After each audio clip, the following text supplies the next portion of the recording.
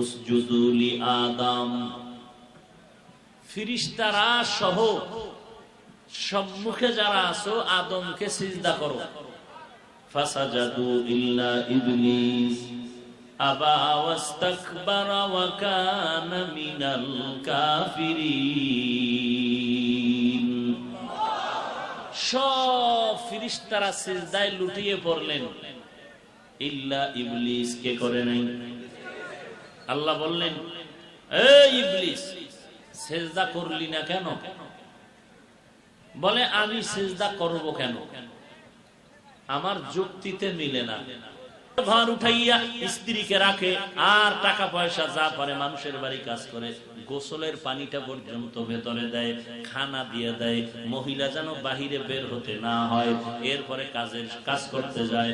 আল্লাহর বান্দা যুবক যতই কাজ করে, আগে নামাজের চিন্তা ছিল না, এখন মালিকের সাথে কমিটমেন্ট করে নিয়েছে, কন্ট্রাক্ট করে নিয়েছে, আর নামাজের সময় নামাজ পড়বো, ওই সময় কাজের হুকুম দেওয়া যাবে না। আমার সোনার বাংলার কি খবর? সোনার বাংলার যুবক, মুসলমান মালিক ফ্যাক্টরি দিয়েছে, হিন্দু মালিকের ফ্যাক্টরিতে মুসলমান কাজ করে। হিন্দু মালিক কয় সময় মতো তোদের ধর্মের নামাজ পড়বি, বাধা নাই। আর এমন বেহায়া মুসলমান ফ্যাক্টরির মালিক কয় নামাজ টামাজ পরে ফ্যাক্টরির ডিউটি করবি আগে। ঢাকার শহরের খবর কি? শহর এলাকায় বিল্ডিং এ ভাড়া দেয়, একটা বিল্ডিং 5 তলা, 20টা ভাড়াটিয়া থাকে। ওয়াদা করছে নামাজ কাজা করবে না, ফজরের নামাজ পড়বে। আজান আসতেছে, পাশে মসজিদ, বহু আল্লাহর বান্দা এসে কান্না করে, হুজুর কপাল খারাপ, আমরা চাই ফজরের আজান শুনে মসজিদে গিয়ে নামাজ পড়বো, কলিজা ঠান্ডা হবে। আমগো বিল্ডিং এর মালিক আমাদের চাবি দেয় না, নামাজেও যেতে পারি না। الحمد لله الذي جعل الشمس والقمر بحسبان والنجم والشجر يسجدان وفضل زمانا على زمان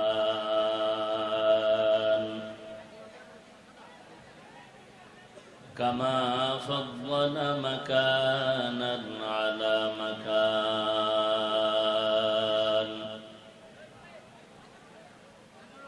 وإنسانا على إنسان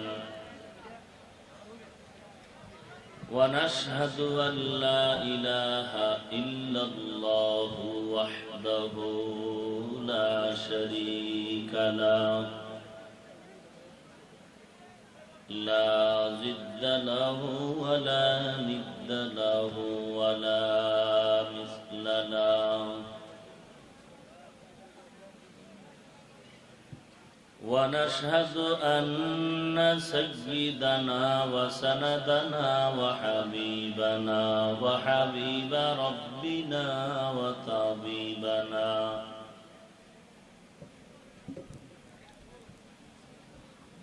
وطبيب قلوبنا ومولانا محمدا عبده ورسوله صلى الله تعالى عليه وعلى آله وأصحابه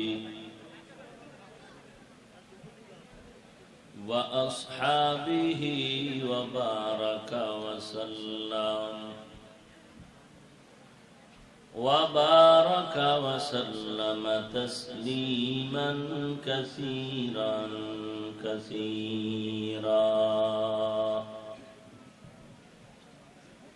الذي أرسله الله تعالى بالحق بشيرا ونذيرا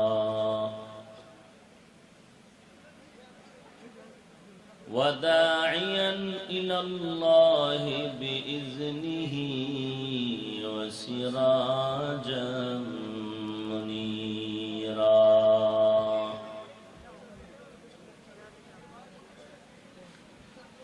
أما بعد فأعوذ بالله من الشيطان الرجيم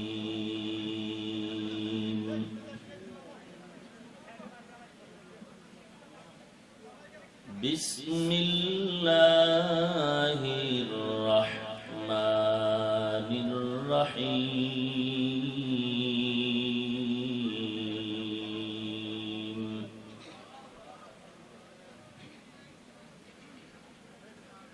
يا أيها الذين آمنوا استعينوا بالصبر والصلاة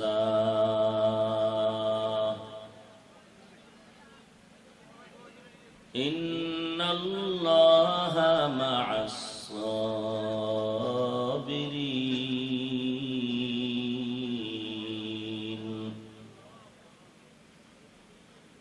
وقال النبي صلى الله عليه وآله وسلم من يرد الله به خيرا يصب منه أو كما قال النبي عليه الصلاة والسلام صدق الله مولانا العظيم وصدق رسوله النبي الأمي الكريم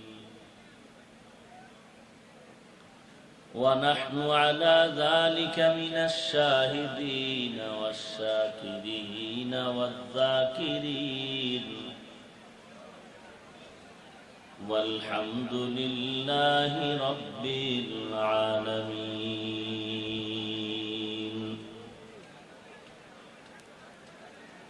اللهم صل على روح محمد في الأرواح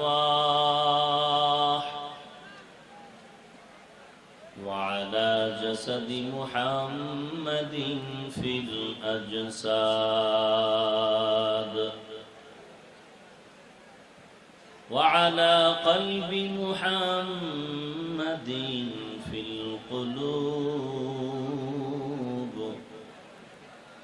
وعلى قبر محمد في القبور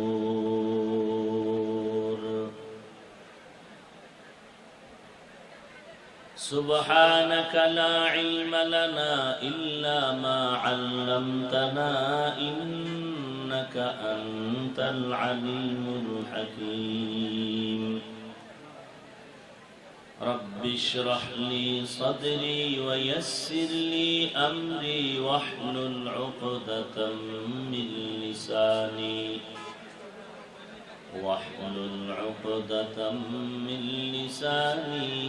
يفقه قولي কথা না বলি ভাই সুযোগ থাকলে একটু জায়গা করে দেন ধৈর্য ধারণ করে বসেন সামান্য বৃষ্টিতে ভয় পাওয়ার কিছু আছে বৃষ্টির সময় বৃষ্টি হবে এটাই নিয়ম বাকি আল্লাহ পাক ধৈর্যের সাথে আমাদেরকে এই পরীক্ষায় পাশ করার তৌফিক দান করেন জায়গা থাকলে সামনে আগায় যান অন্যকে বসার সুযোগ দেন ইশারায় কাজ করেন কেউ কথা না বলে سبحانك لا علم لنا إلا ما علمتنا إنك أنت العليم الحكيم رب اشرح لي صدري ويسر لي أمري واحلل عقدة من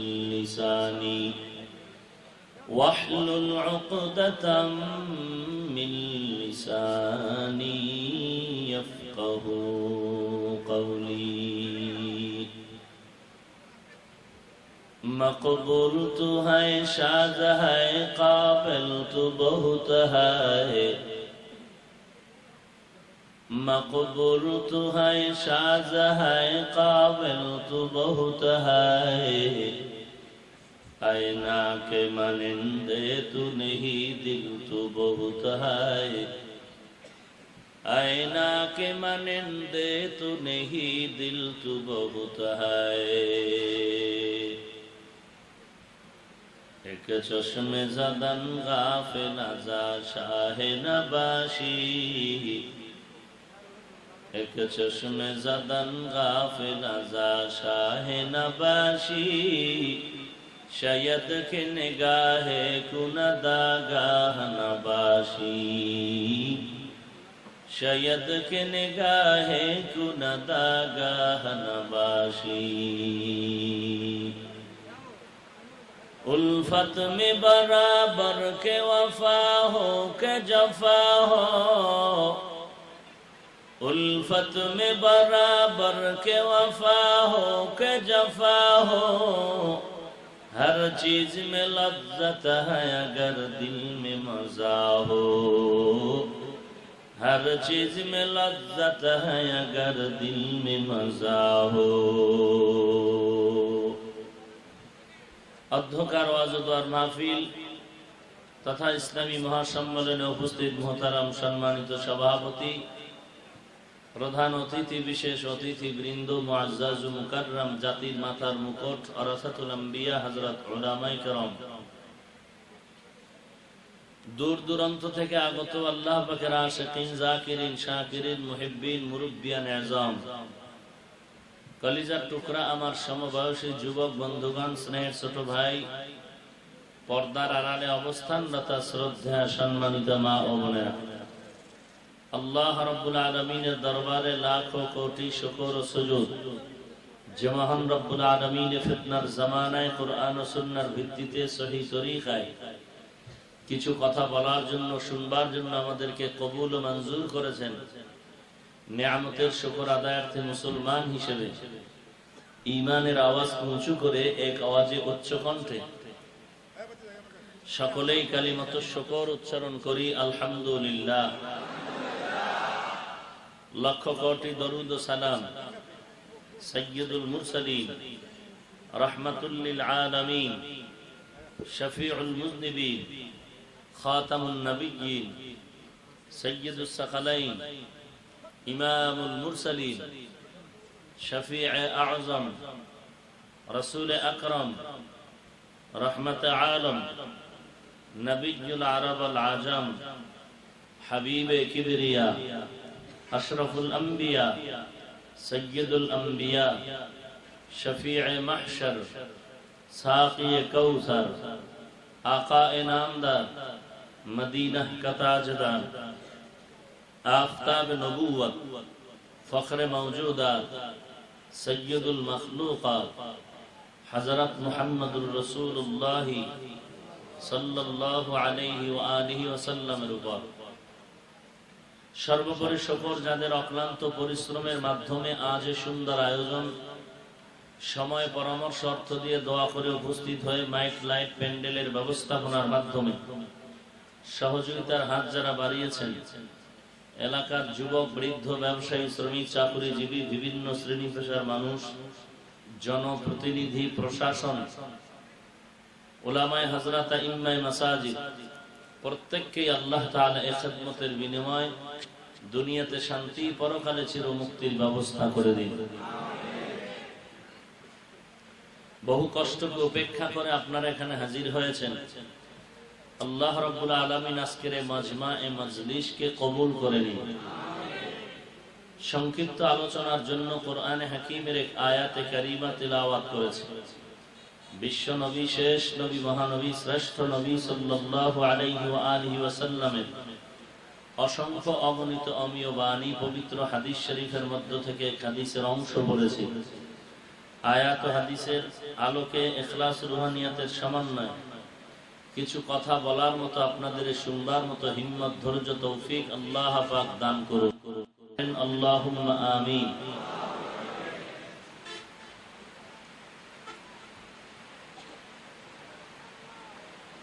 সবাই দরুদ শরীফ পড়েন, সাল্লাল্লাহু আলাইহি ওয়া আলিহি ওয়াসাল্লাম। সবাই পড়েন, সাল্লাল্লাহু আলাইহি ওয়া আলিহি ওয়াসাল্লাম, সাল্লাল্লাহু আলাইহি ওয়া আলিহি ওয়াসাল্লাম, সাল্লাল্লাহু আলাইহি ওয়া আলিহি ওয়াসাল্লাম।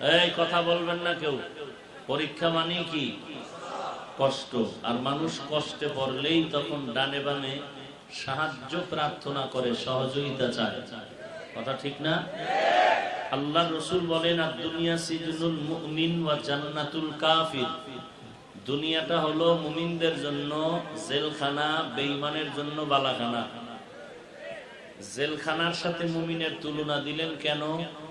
বলে জেলখানায় ঢুকলে মানুষ যখন স্বাধীনতার দরজা বন্ধ করে দেয়, পরাধীনতার শিকল গলায় লাগায়, ঠিক দুনিয়াটা মুমিনের পরীক্ষার হল, জেলখানা। এখানে স্বাধীনভাবে চলাফেরা করা যাবে না। এখানে আল্লাহ তাআলার আইন অনুযায়ী রাসূলের তরিকা মতে চলতে হবে। 2 নাম্বার, আল্লাহ রাসূল মুমিনকে জেলখানার সাথে তুলনা দিলেন কেন? জেলখানার আসামি জেলখানার বাউন্ডারি ছেড়ে মনে চাইলেই যেখানে সেখানে যেতে পারে এবং মনে যখন যা চায় খেতেও পারে না। ঠিক মুমিন যারা দুনিয়ার জেলখানায় আছে, তারাও মনে চাইলে যেখানে সেখানে যেতে পারবে না, যা চাইবে তা খেতেও পারবে না। কথা বুঝেন? মসজিদেরও দরজা খোলা, মন্দিরেরও দরজা খোলা, আছে না নাই? ওয়াজ মাহফিলেরও মাইক চলে, যাত্রা প্যান্ডেলেরও মাইক চলে। এখন মুমিন চাইলেই লাগামহীন ভাবে মন চাহি জিন্দেগি চালানো যাবে না। কারণ মুমিন ছাড়া সবগুলো লাওয়ারিস। এদের জান্নাতের চিন্তা নাই, মরণেরও চিন্তা নাই। মুমিনের মরণের চিন্তা আছে, জান্নাতেরও চিন্তা আছে। তো সর্বোপরি কথা, দুনিয়াটা মুমিনের জন্য একটি অশান্তির বেড়াজাল, একটা জেলখানা। এমত অবস্থায় আমরা সাহায্য প্রার্থনা করা দরকার। তবে কিভাবে করব, কার থেকে করব এবং কিভাবে আমরা সাহায্য নিব, এই বিষয় আমাদের স্পষ্ট হওয়া দরকার। এই তেলাওয়াতকৃত আয়াতের মাধ্যমে আল্লাহ তা স্পষ্ট করে দিলেন। হে দুনিয়ার মুমিন, কোন বেঈমানকে আল্লাহ বলেননি। যারা মুমিন, তোমরা সাহায্য প্রার্থনা করো সবর এবং সালাতের মাধ্যমে। এই আপনারা কথা বলেন কেন?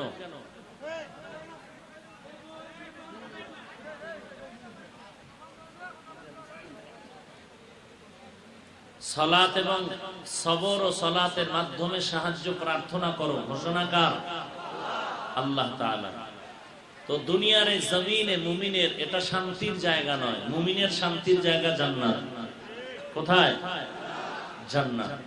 আর ওই জান্নাত পেতে হলে দুনিয়ার কষ্টকে উপেক্ষা করে আল্লাহর দেওয়া পরীক্ষায় আমাদের 5 নাম্বার উঠাতে হবে। কথা ঠিক আছে? তাহলে দুনিয়াটা আমাদের আরামের জায়গা না, এটা বেঈমানের জন্য আরামের জায়গা। মুমিনের দুনিয়াতে অশান্তি আর পরকালে শান্তি। বেঈমানের দুনিয়াতে শান্তি, পরকালে অশান্তি। মুমিনের দুনিয়াতে কষ্ট, মরণ থেকে শান্তি শুরু হবে আর কোনদিন শেষ হবে। বেঈমানের মরণ থেকেই অশান্তি শুরু হবে চূড়ান্ত, আর জীবনে শান্তি খুঁজে পাবে না। মুমিন যারা, এখন প্রশ্ন, আমরা মুমিন এখানে যারা আছেন সবাই কি? কথা বলেন না কেন? আপনি মুমিন হওয়াতে বেজার? সবাই মুমিন বলে কি খুশি মনে স্বীকার করেন? সবাই মুমিন আপনারা? আলহামদুলিল্লাহ। তো আমরা যে মুমিন, এরপর আমাদের উপরে তো বিপদ কেন? কারণটা কি? অথচ জমিন কার? আসমান কার? চন্দ্র সূর্য কার? সবকিছু আল্লাহর। আর আল্লাহর খাস বান্দা কারা? বেঈমান না মুমিন? তো আল্লাহর খাস যারা বান্দা, আপন যারা, তারা তো কষ্টে থাকার কথা না। এরপর আমরা মুমিনেরা কষ্টের সীমানা পেরিয়ে আরো বেশি অশান্তির মধ্যে আমরা আছি কেন? এর দোষ কি সব আল্লাহর? এর পেছনে দোষ কোনো বেঈমানকেও দিলে হবে না, এর দোষের জন্য আমরা নিজেরাই দায়ী। সমষ্টিগতভাবে মুসলমান আজ সারা দুনিয়াতে এক অশান্তির বেড়াজালে আবদ্ধ। বেঈমানের হাতে লাঞ্ছিত, অপমানিত, পদদলিত, নিষ্পেষিত, অবহেলিত।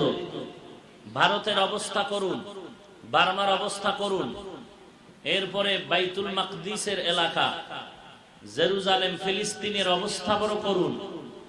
কারণটা কি? আঙ্গুল তুলে শুধু বেঈমানকেই দোষ দিলে হবে না, নিজের অপরাধগুলো আগে দেখতে হবে।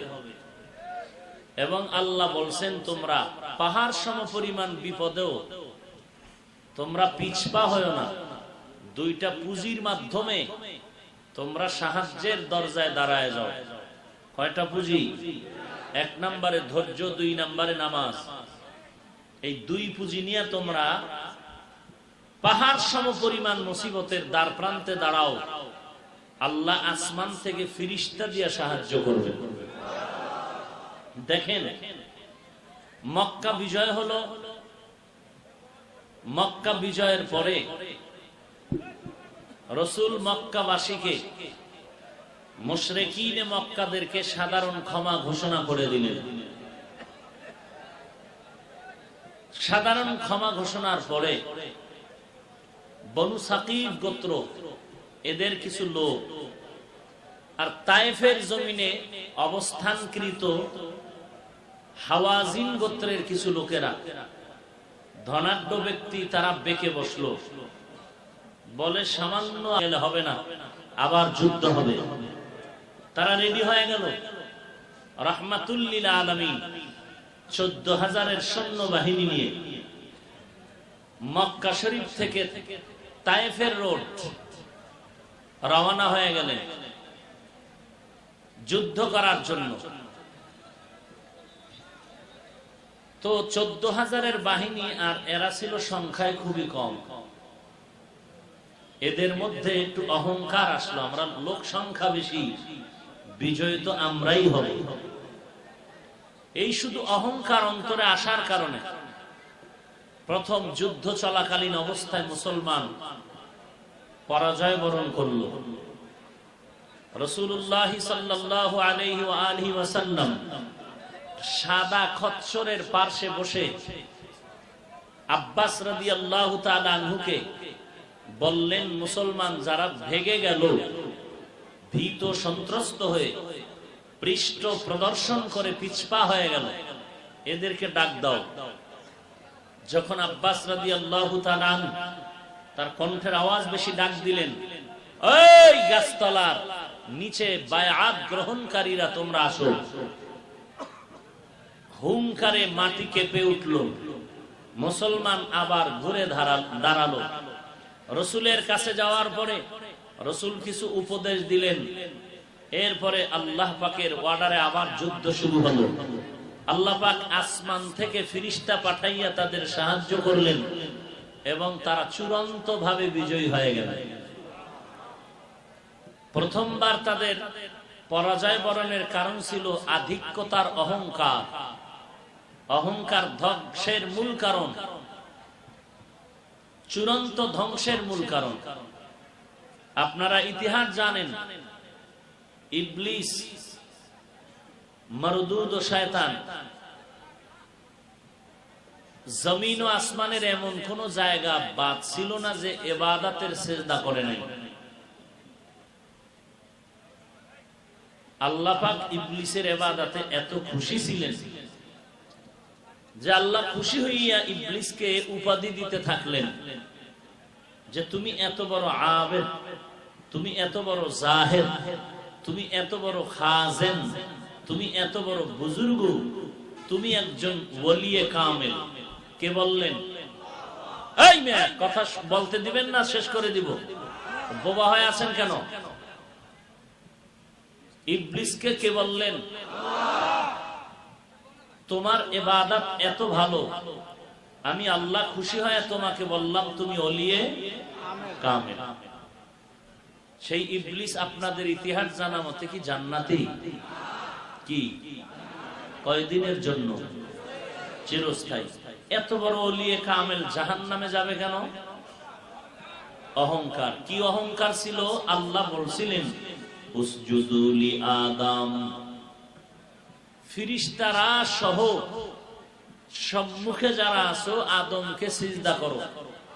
ফাসাজাদু ইল্লা ইবলিস আবা ওয়াস্তাকবারা ওয়া কানা মিনাল কাফিরিন। সব ফেরেশতারা সিজদায় লুটিয়ে পড়লেন, ইল্লা ইবলিস কে করে নাই? আল্লাহ বললেন, এই ইবলিস সিজদা করলি না কেন?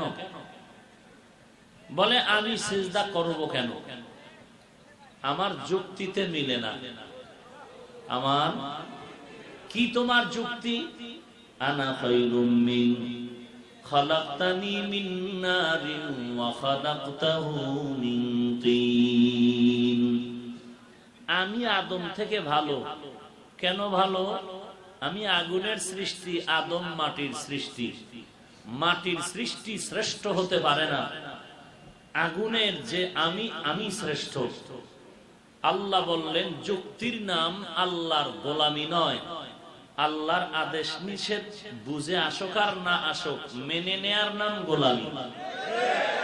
যুক্তির নাম নাস্তিকতা, যুক্তির নাম। আল্লাহ বললেন তোমার যুক্তি চলবে না, আমি আল্লাহর আদালতে মাটির সৃষ্টি হলো শ্রেষ্ঠ।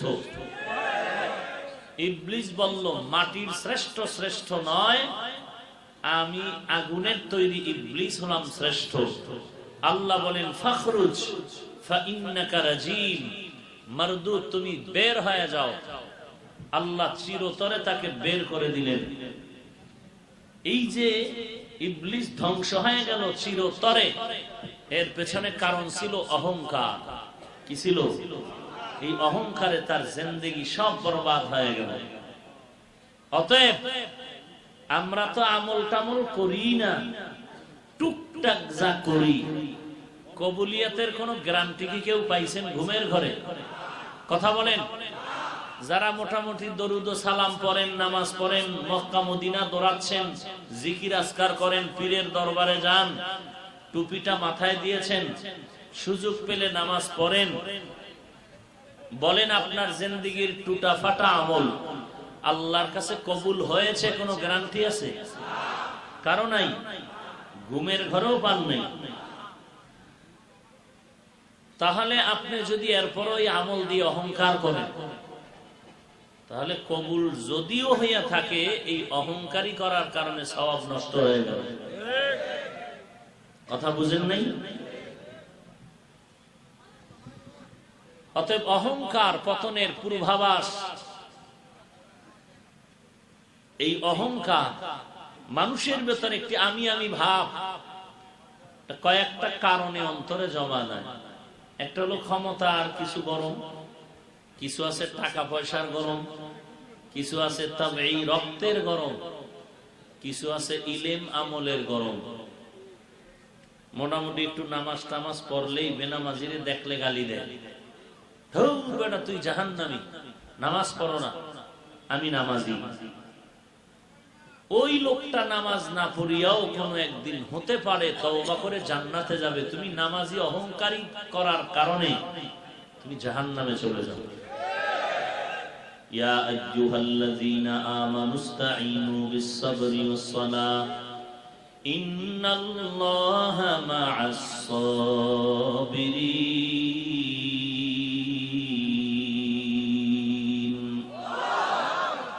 সাহায্য কার দরকার, কার দরকার না, এটা ভালো করে বোঝা দরকার। এবং দরকার হলে কার থেকে নিব আমরা সাহায্য, এটাও স্পষ্ট হওয়া দরকার। কার থেকে নিবেন আপনারা? তাল মিলাইলেন তো 40 থেকে 45 বছর বাংলাদেশের স্বাধীনতার ইতিহাসে তাল মিলায়া প্যাচ কম লাগাননি। ভেবে চিনতে বলেন সাহায্য নিবেন কার থেকে? ভালো করে বলেন, পূর্ণ বিশ্বাসের সাথে বলতেছেন আল্লাহর থেকেই সাহায্য নিবেন।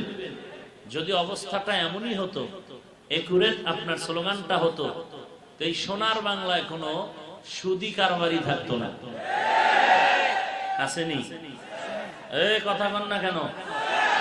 যারা সুদের সাথে জড়িত এরা পৃথিবীতে কত বড় দামি, নিজের গর্ভধারিণী মায়ের সাথে জিনার গুনাহ অনর্গল আমলনামায় জমা হচ্ছে, অনর্গল, অনবরত। বাইতুল্লাহর গিলাফ ধরে আছেন, লাব্বাইক আল্লাহুম্মা লাব্বাইক, লাব্বাইক লা শারীকা লাক লাব্বাইক। ওই যে মায়ের সাথে জিনার যে আকাম কইরা রাখছেন না সুইচ দিয়া, ওই সুইচ তওবা করে বন্ধ না করলে গুনাহ বন্ধ হবে না। অনবরত 24টা ঘন্টার সেকেন্ডে সেকেন্ডে সেকেন্ডে সেকেন্ডে লেখা হতেই থাকবে। আর এটা ছোট গুনাহ, আরো বড় কত বিদা আছে কপালে। আমার বাবার কথা, এই পাবলিক, আমার বাবার কথা কিসের কথা? আল্লাহর কথা। কি ঘুমের ঘরে পাইছি না কোরআনে আছে? আমরা আরবি কই বুঝেন না, এবার তো বাংলা, হুজুরেরা বাংলা কয়। কোরআনের বাংলা, তাফসীর বাংলা, বয়ান বাংলা, খুতবা বাংলা, সব বাংলায় চলতেছে। আপনারা কিনতে পারবেন না তো গজবের মোবাইল যেহেতু হাতে আছে, ওই বাজে জিনিস দেখার জন্য থেকে বের করে সূরা বাকারা আয়াত নাম্বার লিখবেন 272। কত হইল? 200। এই অথবা এখান থেকে শুরু করবেন 275 পর্যন্ত। এই সব এখানের আয়াতগুলো পৃথিবীর দামি সুদখোরদের ব্যাপারে হাদিয়া। এরা এত বড় দামি কারণ পৃথিবীর কোন কুত্তা মার্কা মানুষও, পৃথিবীর কোন বেদিন বেঈমানেরাও নিজের গর্ভধারিণী মায়ের সাথে চূড়ান্ত এই অপরাধ করতে কোনোদিন সম্মত হবে? বলবে আমার গলায় ছুরি দে, মরতে রাজি মায়ের সাথে এই জিনার কথা বলবি তো আমি মরব, তোর কল্লা ফালায় মরব। কিন্তু অনায়াসে দিব্যি আরামে যারা সুদের সাথে জড়িত, এরা অনায়াসে মায়ের সাথে জিনার গুনাহ আমলনামায় জমা করতেছে। এরা যদি 13 বার মক্কায় হজ করে, আল্লাহর কসম একটা লাব্বাইকও কবুল হবে না। এরা যদি 10 তলা মাদ্রাসা বানায়, 1 টাকার কোনো সওয়াব আমলনামায় আসবে না। এরা যদি 5 তলা মসজিদ বানায়, সওয়াব পাবে না। এরা যদি কোটি কোটি টাকা দান করে, কোনো সওয়াব নাই। এরা যদি বিশাল বিশ্ব রোড বানায় দেয়, সওয়াব পাবে না।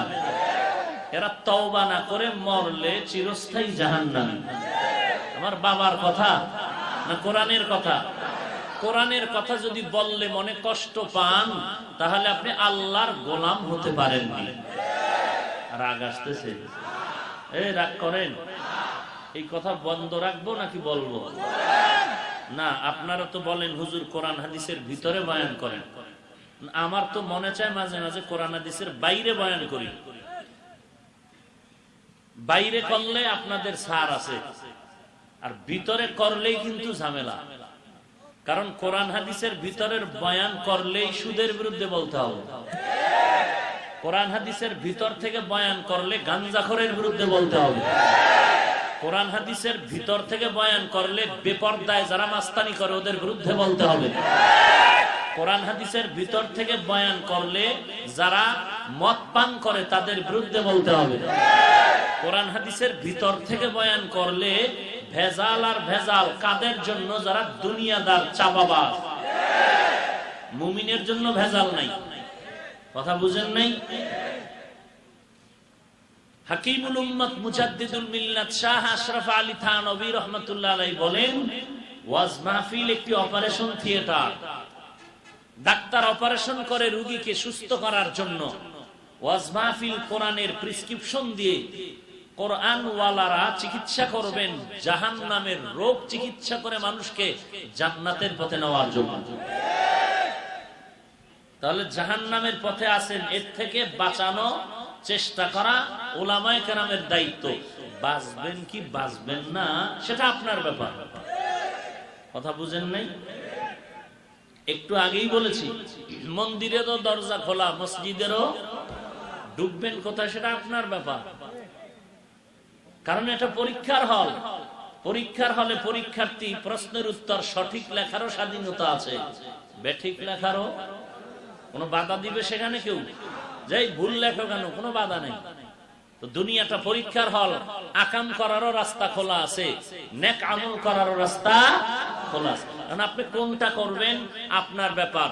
তবে পুরস্কার আর তিরস্কার সব ওপেন করে কোরআনে বলা আছে। যারা অন্যায় করবে তাদের জন্য তিরস্কার, যারা নেক আমল করবে তাদের জন্য পুরস্কার, তারা জান্নাতি। ইন্নাল আবরারা লাফি নাঈম ওয়া ইন্নাল ফুজ্জারা লাফি জাহিম। নেক আমলওয়ালা জান্নাতে যাবে, গুনাহগার যারা তারা জাহান্নামে যাবে। কোরআনে আসেনি এই কথা? নেক আমলওয়ালা জাহান্নামে যাবে না জান্নাতে। ফারিকুন ফিল জান্নাহ ওয়া ফারিকুন ফিস সাঈর। রাস্তা দুইটা, একটা জান্নাতের আর একটা জাহান্নামের পথ। জান্নাতে কারা যাবে? বলে নেক আমলওয়ালারা যাবে। জাহান্নামে কারা যাবে? বলে গুনাহগার যারা তারা যাবে। নেক আমল কি জিনিস, গুনাহ কি জিনিস? হারাম, মাকরু, তাহরিমি, তানজিস, গুনাহে সাগীরা, কবিরা, শিরক, বেদাত, এগুলো সব হলো গুনাহের কাজ। মিথ্যা কথা বলা গুনাহের কাজ, গালাগালি করা গুনাহের কাজ। আল্লাহ পাক দলিল ছাড়া বান্দাকে বুঝার মতো একটু মেধা দান করলেন। তোমার অন্তর দিয়া তুমি প্রাথমিকভাবে বুঝতে পারবা কোনটা নেক আমল, কোনটা গুনাহের কাজ। বান্দা শয়তানের ধোঁকায় পড়ে যদি গুনাহ করিয়েই থাকো, শয়তান তো আল্লাহর সাথে চ্যালেঞ্জ করে আসছে, একটা বান্দাকেও জান্নাতের দরজায় ঢুকতে দিবে না। আল্লাহ বলেন, ইবলিস তোকে সুযোগ দিয়া দিলাম, তবে জমিনের মধ্যে আমার এমন কিছু গোলাম থাকবে যাদেরকে ইবলিস তুই ধোঁকা দেওয়ারও সাহস পাবি না। তুই তো একটা বান্দা বান্দিকেও জান্নাতে ঢুকতে দিবি না, এমন কিছু বান্দা জমিনে থাকবে এদেরকে ধোঁকা দেওয়ার সুযোগ। এরপরে যদি তুই ধোঁকা দিয়ে আমার বান্দাদের জাহান্নামের দ্বার প্রান্তে নাও, আর ওই বান্দা যদি হঠাৎ করে তওবার দরজায় ফিরে যায়, আমি আল্লাহ তার জিন্দেগীর সব গুনাহগুলো মাফ করে দেব। অতএব বান্দা, দুনিয়াটা পরীক্ষার হল, চিরস্থায়ী থাকার জায়গা না। পরীক্ষার হলে কি আজীবন থাকা যায়?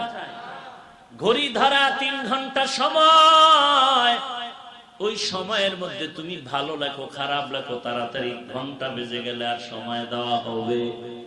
তুমি মন্ত্রীর ছেলে হওয়ার কোটিপতি হও না কেন, সময় গরিবেরও যেমন, ধনীর তেমন 3 ঘন্টা সময়। স্বাধীনতা দিয়া দিলাম, ভালো লাগলে পুরস্কার, উল্টা পাল্টা লাগবা তো তিরস্কার পাবা। এরে নবীর উম্মতের দল, দুনিয়াটা পরীক্ষার হল। শয়তান পেছনে লাগানো আছে তোমাকে জাহান্নামে নেওয়ার জন্য, আর আল্লাহ পাক রহমতের দরজাও খুলিয়ে রাখছে। বান্দাকে ডাকেন, উদউনি আস্তাজিব লাকুম। বান্দা তুই আমাকে ডাক দিতে দেরি হবে, আমি আল্লাহর পক্ষ থেকে জবাব পেতে দেরি হবে না। ইয়া ইলাহি তু মেরা মাবুদ হ্যায়, ইয়া ইলাহি তু মেরা মাশুক হ্যায়। মাইলে মোমিন সোয়ে মোমিন মিশাওয়াত, মাইলে কাফির সোয়ে কাফির মিশাওয়াত। সাহায্য কার কাছে চাইবো? আর জোরে বলেন। ওরে মুমিন, আল্লাহর কাছে যদি আমরা সাহায্য চাইতাম, তাহলে এই জমিনে কোনো বেঈমান না ফরমান মুমিনের উপরে মাস্তানি করার সাহস পেত? পাইতো কেউ? নামাজে দাঁড়াইয়া সবাই পড়ে, ইয়্যাকা না'বুদু ওয়া ইয়্যাকা নাস্তাঈন। ও আল্লাহ, আপনারই ইবাদত করি, আপনার কাছে সাহায্য চাই। নামাজটা শেষ হওয়া মাত্র বের হইয়া অন্যায়ের পথে দৌড়ায়, কোথায় গেলে একটু হারাম পাওয়া যায়, লোন পাওয়া যায়, সুদ পাওয়া যায়। এরে নবীর উম্মত, তুমি আল্লাহর সাথে গাদ্দারি করলা, নেমক হারামি করলা। আল্লাহ বলেন, ইন্নাল ইনসানা লিরাব্বিহি লাকানুদ। মানুষ হলো বড় নিমক হারাম। এরে নবীর উম্মতের দল, আল্লাহ বলেন সাহায্য যদি চাও, আর তোমার চাইতেই হবে, কারণ তুমি একা চলতে পারবা না, তুমি দুর্বল। একা চলার কোন রাস্তা খোলা নাই। আমার রসুলের থেকে দামি আপনাদের এই এলাকায় কোন হুজুর আছেন? শাহজালাল, শাহপরান। আমার নবীর থেকে দামি কোন নবী আসেনি? আমার নবীর থেকে দামি কোন পীর সাহেব, কোন নবী, কোন ওলি আব্দাল গাউস কুতুব কেউ দামি না, নাকি নবীর সমান? হ্যাঁ, সমানও না। বুঝা বলছেন তো? তাহলে বলেন তো, আমার নবীর জিন্দেগীর হায়াত দুনিয়ার লাইনে কত বছর ছিল? এই 63 বছরে আমার নবীজির কখনো কিছু প্রয়োজন হতো কি হতো না? ভালো করে তাল মিলাইবেন না। প্রথমেই বলছি একটু বিবেক দিয়া চিন্তা করে বলেন। আবার জিজ্ঞাসা করতেছি, আমার নবীর থেকে দামি আর কেউ? খাজা মাইনুদ্দিন, শাহ পরান, শাহ মখদুম, শাহ আমানত, মুজাদ্দিদ আল ফেসানি, বরফির আব্দুল কাদের জিলানী, কেউ দামি নাই। নবীর হায়াতের সীমানা কত? এই 63 বছরে নবীজির কখনো কিছু প্রয়োজন হতো নি? আবার বলেন, এই কথা একমত নেই? বিবেক দিয়ে বলছেন না তাল মিলাইলেন? একটু হাত দেখাবেন। সবাই একমত এই কথায়? হাত নামান। এই স্লোগান দিবেন না। হাত নামাইছেন সবাই? আমার নবীর 63 বছর জীবনে কখনো কিছু প্রয়োজন হতো নি? আবারও কথা কয়। এত বুদ্ধিমান থাকলে কি ওয়াজ করা যায়? হ্যাঁ, মহা মুসিবত। চালাক মানুষ ভালো, অতি চালাক ভালো না। চালাক মানুষ অতি চালাক ভালো না, বুদ্ধিমান ভালো, অতিরঞ্জিত বুদ্ধি ভালো না। আমাদের সমাজে তো এখন অতি চালাকের আমদানি বেশি, বুঝেন না? সাফার জোরে কইব, হুজুর আপনি ইমাম সাহেব, আপনি আমগো নেতা। কয়নি? এই সাফাবাজি নাই? আছে না নাই? কেরাত নাম্বা লইলি হ্যাঁ বিচার। ইমাম সাহেব কেরাত নাম্বা নিলেন কেন? এই বদমাশি আর বেয়াদবি আসেনি? কথা বলেন না কেন? চালাক ভালো, অতি চালাক ভালো না। আমার নবীজির 63 বছর জীবনে কিছু প্রয়োজন হতো কি হতো না? আবারও বলেন, আবারও বলেন, ফেরেশতারা লিখবে আমার রসুলের 63 বছর জীবনে কখনো কিছু প্রয়োজন হতো কি হতো না? হইতো। এইবার জবাবটা চাই, খুব খেয়াল করে দিবেন। নবীজির প্রয়োজন মিটাইতেন কোন মাজারে হাত বিছাইয়া? ঈসা নবীর মাজারে, শুআইব নবীর মাজারে, ইব্রাহিম নবীর কবরে। কার কাছে হাত বিছাইতেন? এখানেও আপনাদের একমত হতে হবে, তাল মিলাইবেন না। রসুল কোন প্রয়োজনে কোন মাজারে গিয়া বলতেন, মাজারওয়ালা কিছু দাও? কার কাছে চাইতেন? সবাই একমত? সবাই একমত? নবীর থেকে তুমি দামি? তোমার বাপ দামি? তোমার দাদা দামি? তোমার পীর দামি? নবী যদি আল্লাহর কাছে চাইতে পারে, তোমার আল্লাহর কাছে চাইতে অ্যালার্জি কেন? এই বাটপার, তোমাকে আল্লাহর কাছে চাইতে অ্যালার্জি কেন? মাস্তানি করো না? মাস্তানি করো ইসলাম নিয়ে? আল্লাহ হেদায়েত দান করুন। শাহজালাল রহমাতুল্লাহ আলাইহি জীবনে বিবাহ করেন নাই কেন? আর একটা বন্ধুর প্রেমে পড়ে, কোন মহিলার প্রেমে পড়ে। বিয়া করছো কেন? তুমি না শাহজালালের ভক্ত? তুমি বিবাহ করছো কেন? শাহজালালের দাড়ি ছিল না? ছিল। এটা আন্দাজ করেও বলতে পারেন না? এত বড় একজন বুজুর্গ দাড়ি ছাড়া, কি আপনাদের বিশ্বাস কি দাড়ি ছিল না? তুমি ভক্ত, দাড়ি কই? এই বাটপার, দাড়ি কই? মাস্তানি করো? ইসলাম তোর বাবার জগতের হালুয়া। শাহজালাল বিড়ি টানতেন ঘন্টায় কতটা? হ্যাঁ, তুই বিড়ি টাইনা ঠোঁটের গোলাপের লাল বালাইলি কেন? তুই রসুলের আশেক? হ্যাঁ, তুই বিড়ি টানবি, গাঞ্জা খাবি, সুদ খাবি, তুই আসে। আর আমি নামাজ পড়ি, পর্দা করি, হালাল খাই, টুপি পরি, দাড়ি রাখি, গালি দেই না, মানুষের পায়ে ধরে দাওয়াত দেই, আমি কাফের।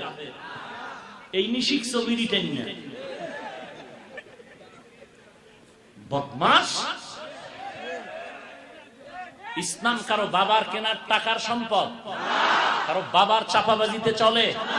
ইসলাম চলবে মদিনার থিওরিতে, আর কারো থিওরিতে নয়। আমার আসল আল্লাহ, তারপরে আমার নবী। কি আপনারা একমত? নাকি নবী আল্লাহর উপরে? আল্লাহর উপরে নবী? আল্লাহর সমান না নিচে? কেমন নিচে? তুলনা নেই। কারণ আল্লাহ হলেন খালেক। আল্লাহ কি? নবী কি খালেক? সে কি মাখলুক? সে কি? আল্লাহ হলেন স্রষ্টা, নবী কি স্রষ্টা না সৃষ্টি? সৃষ্টি। খুব ভালো করে বুঝবেন। ভালো একটা বউ পাইছেন বিয়া কইরা, সান কফাইলে আপনার কফা। এমন সুন্দরী একটা বউ, হাজারে একখান, দেখলেই কলিজা ঠান্ডা, ভাত খাওয়া লাগে না। একদিন মায়ের সামনে দাঁড়ায়, মা কি বলবো আমার এই ম্যাডামের কথা, দেখলেই শান্তি। মাথা সুন্দর, চুল সুন্দর, পা সুন্দর, হাঁটা চলা সুন্দর, বডি ফিটনেস সুন্দর, কথাবার্তা সুন্দর, কাজের গুণ সুন্দর। আর কি বলবো মা, তোমার থেকেও সুন্দর। আছে কিছু না? আমও গেল, সালাও গেল। এতক্ষণ যাও ছিল, এখন মোটেও নাই। স্ত্রী যত সুন্দরী হোক, মায়ের থেকে বেশি সুন্দর বলা যাবে? কথা বলেন।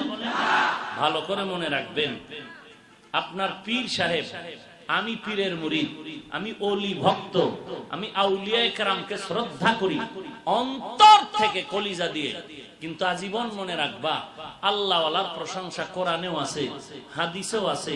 করতে থাকো, লেখতে থাকো, বলতে থাকো, কিন্তু মনে রাখতে হবে, কোন ওলি যত উঁচু পর্যায়ে যাক না কেন, অনেক উপরে, অনেক সম্মান, অনেক সম্মান, অনেক সম্মান কোন সাহাবীর উপরে নয়। সাহাবীর উপরে মনে করলেই তুমি বেঈমান।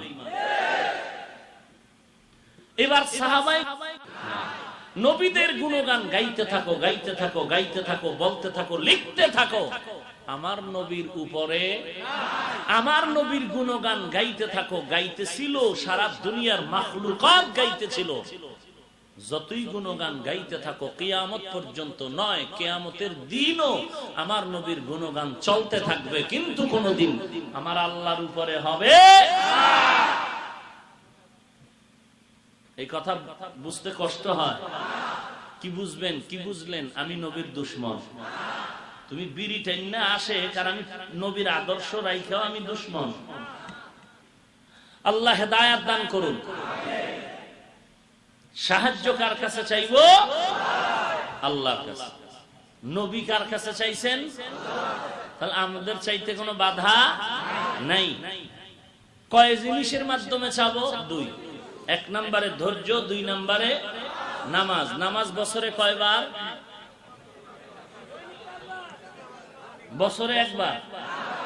তাহলে দৈনিক 5 ওয়াক্ত নামাজ সুন্নত, ফরজ। সুন্নাত না ফরজ? না পড়লে পিশাবের জন্য গুনাহ নাই, মুরিদের গুনাহ। পীরের কি গুনাহ? হ্যাঁ আছে? মুরিদের থেকে কিছু কম? মুরিদ যদি ফিডা খায় একটা, পীরে খাইবে 10টা। বুঝো কিছু ইসলাম? মুরিদে যদি ফিডা খায় একটা, পীর সাহেব খাইব 10টা। কথা বুঝেন নাই? খুব সাবধান। আল্লাহ আমাদের সবাইকে বুঝার তৌফিক দান করুন। কি বুঝলেন? আমি পীরের বিরোধী? হ্যাঁ, আমার রসুল আপন, আমার আল্লাহ আপন। আপনাদের কি এছাড়া আর কেউ আপন আছে? আমাদের মা বাপ, ভাই বোন, পীর বুজুর্গ, ওলি আবদাল যা আছে, সব থেকে আমার আপন 1 নম্বরে কে? 2 নম্বরে কে? 2 নম্বরে আমার রসুল। এরপরে প্র্যাকটিক্যাল আপনার আমার হাতে আছে কোরআন আর সুন্নত। কোরআন আর সুন্নত, এটা আমার আপন। এটা আমার দুনিয়াতে আপন। হাঁটতে, চলতে, উঠতে, বসতে, কবরে, হাসরে, ফুলসিরাত, মিজানে, সর্বক্ষেত্রে আপন আমার আল্লাহ। এরপরে নবী, এদিকে জমিনে কোরআন আর সুন্নত। কথা ঠিক আছে? এর সাথে যাদের মিল থাকবে তারা আপন, যাদের মিল নাই তারা আমার দুশমন। কথা বুঝেন? তাহলে আমার আল্লাহ এবং নবীর লাইনে যদি আমার পীর থাকে, পীর আমার বন্ধু। যদি এই লাইনে পীর না থাকে, সে আমার বন্ধু। কি বুঝলেন? আমরা পীর বিরোধী কথা বলেন। আমার পীরকে আমি মানবো ততক্ষণ, আমার পীর সাহেব আমার রসুল মানবে যতক্ষণ। এর থেকে সহজ আর কোনো কথা আছে? আল্লাহ বুঝার তৌফিক দান করুন। তাহলে সাহায্য কার কাছে চাইবো? আল্লাহর কাছে। যত বিপদ মাথায় আসবে সাহায্য চাইবো কার কাছে? কয় জিনিসের মাধ্যমে? 1 নম্বরে ধৈর্য, 2 নম্বরে ধৈর্য ধারণ করার দাম কত? আল্লাহ বলেন বিনা হিসাবে জান্নাত পেয়ে যাবে। ইন্নামা ইউওয়াফাস সাবিরুনা আজরাহুম বিগাইরি হিসাব। এরে নবীর উম্মতের দল, ভালো করে বুঝে নাও, আমার আল্লাহ আপন, আমার নবী আপন, কোরআন আপন, আমার নবীর রেখে যাওয়া সুন্নাত আমল আপন। এই এলাকার মুসলমান একটু ভালো করে জবাব দেন, বুঝে শুনে। নবীর রেখে যাওয়া সুন্নাত গুলো আমল করবে হিন্দু ভাইয়েরা, বুঝে শুনে বলেন। আমার নবীর রেখে যাওয়া আদর্শ পালন করবে খ্রিস্টান, আমার নবীর রেখে যাওয়া সুন্নতের আমল করবে ইহুদি, আমার নবীজির রেখে যাওয়া আদর্শ পালন করবে বৌদ্ধরা। বলেন তো কারা পালন করবে? একমাত্র মুসলমান। ও মুসলমান, এখানে যারা দাঁড়ানো আছেন, যারা বসে আছেন, আপনারা মুসলমান কিনা? মুসলমান। তো নবীর সুন্নাত আপনার মাথায় নাই কেন? চুলগুলো নবীর তরিকায় নাই কেন? আঙ্গুলের নখগুলো কাটার মধ্যে নবীর তরিকা নাই কেন? কেমন নবী পাইছেন টের পান নাই? সারা দুনিয়ার বেঈমানের সামনে চ্যালেঞ্জ দেওয়ার মতো একজন নবী আল্লাহ আমাদের দান করেছেন। কেমন নবী আমার? বেঈমানেরা ১৫০০ বছর পরে ওই নবীর আদর্শ দেখে কালেমার পতাকা তলে প্রবেশ করেছে। কেমন একজন নবী পেয়েছরে মুমিন, যে নবীকে নিয়ে বেঈমানের সামনে চ্যালেঞ্জ করে বলবি, এ বেঈমানের দল, এই জমিনের মধ্যে মদিনার নবীর আদর্শ আর একদিকে দেখলাম আব্রাহাম লিঙ্কনের আদর্শ মিলাইলাম, দেখলাম আদর্শ নবীরটাই আপন, নবীরটাই উজ্জ্বল। আব্রাহাম লিঙ্কনের আদর্শ মিলাই দেখলাম আমার মদিনার নবীর আদর্শের সাথে এই জমিনে আবার বিল ক্লিনটনের আদর্শ মিলাই দেখলাম আমার নবীরটার সাথে তুলনা হয় না। আমার নবীর আদর্শই হলো আসল, আমার নবীর আদর্শ এত পাওয়ারফুল। আমার নবীর আদর্শের সাথে মিলায় দেখলাম মাও সেতুনের আদর্শ কাজে লাগে না, লেনিনের আদর্শ মিলায় দেখলাম কাজে লাগে না, কালমার্সের আদর্শ মিলায় দেখলাম কাজে লাগে না, প্লেটোর আদর্শ মিলায় দেখলাম কাজে লাগে না। এক কথা, আমি এখন ফাইনাল একটা রেজাল্ট নিয়ে নিলাম, এই জমিনে যত আদর্শ আছে, আল্লাহর কসম 1 বার, আল্লাহর কসম 2 বার, আল্লাহর কসম 3 বার, জমিনের সব আদর্শ নাপাক, একমাত্র মদিনার নবীর আদর্শই হলো পাক।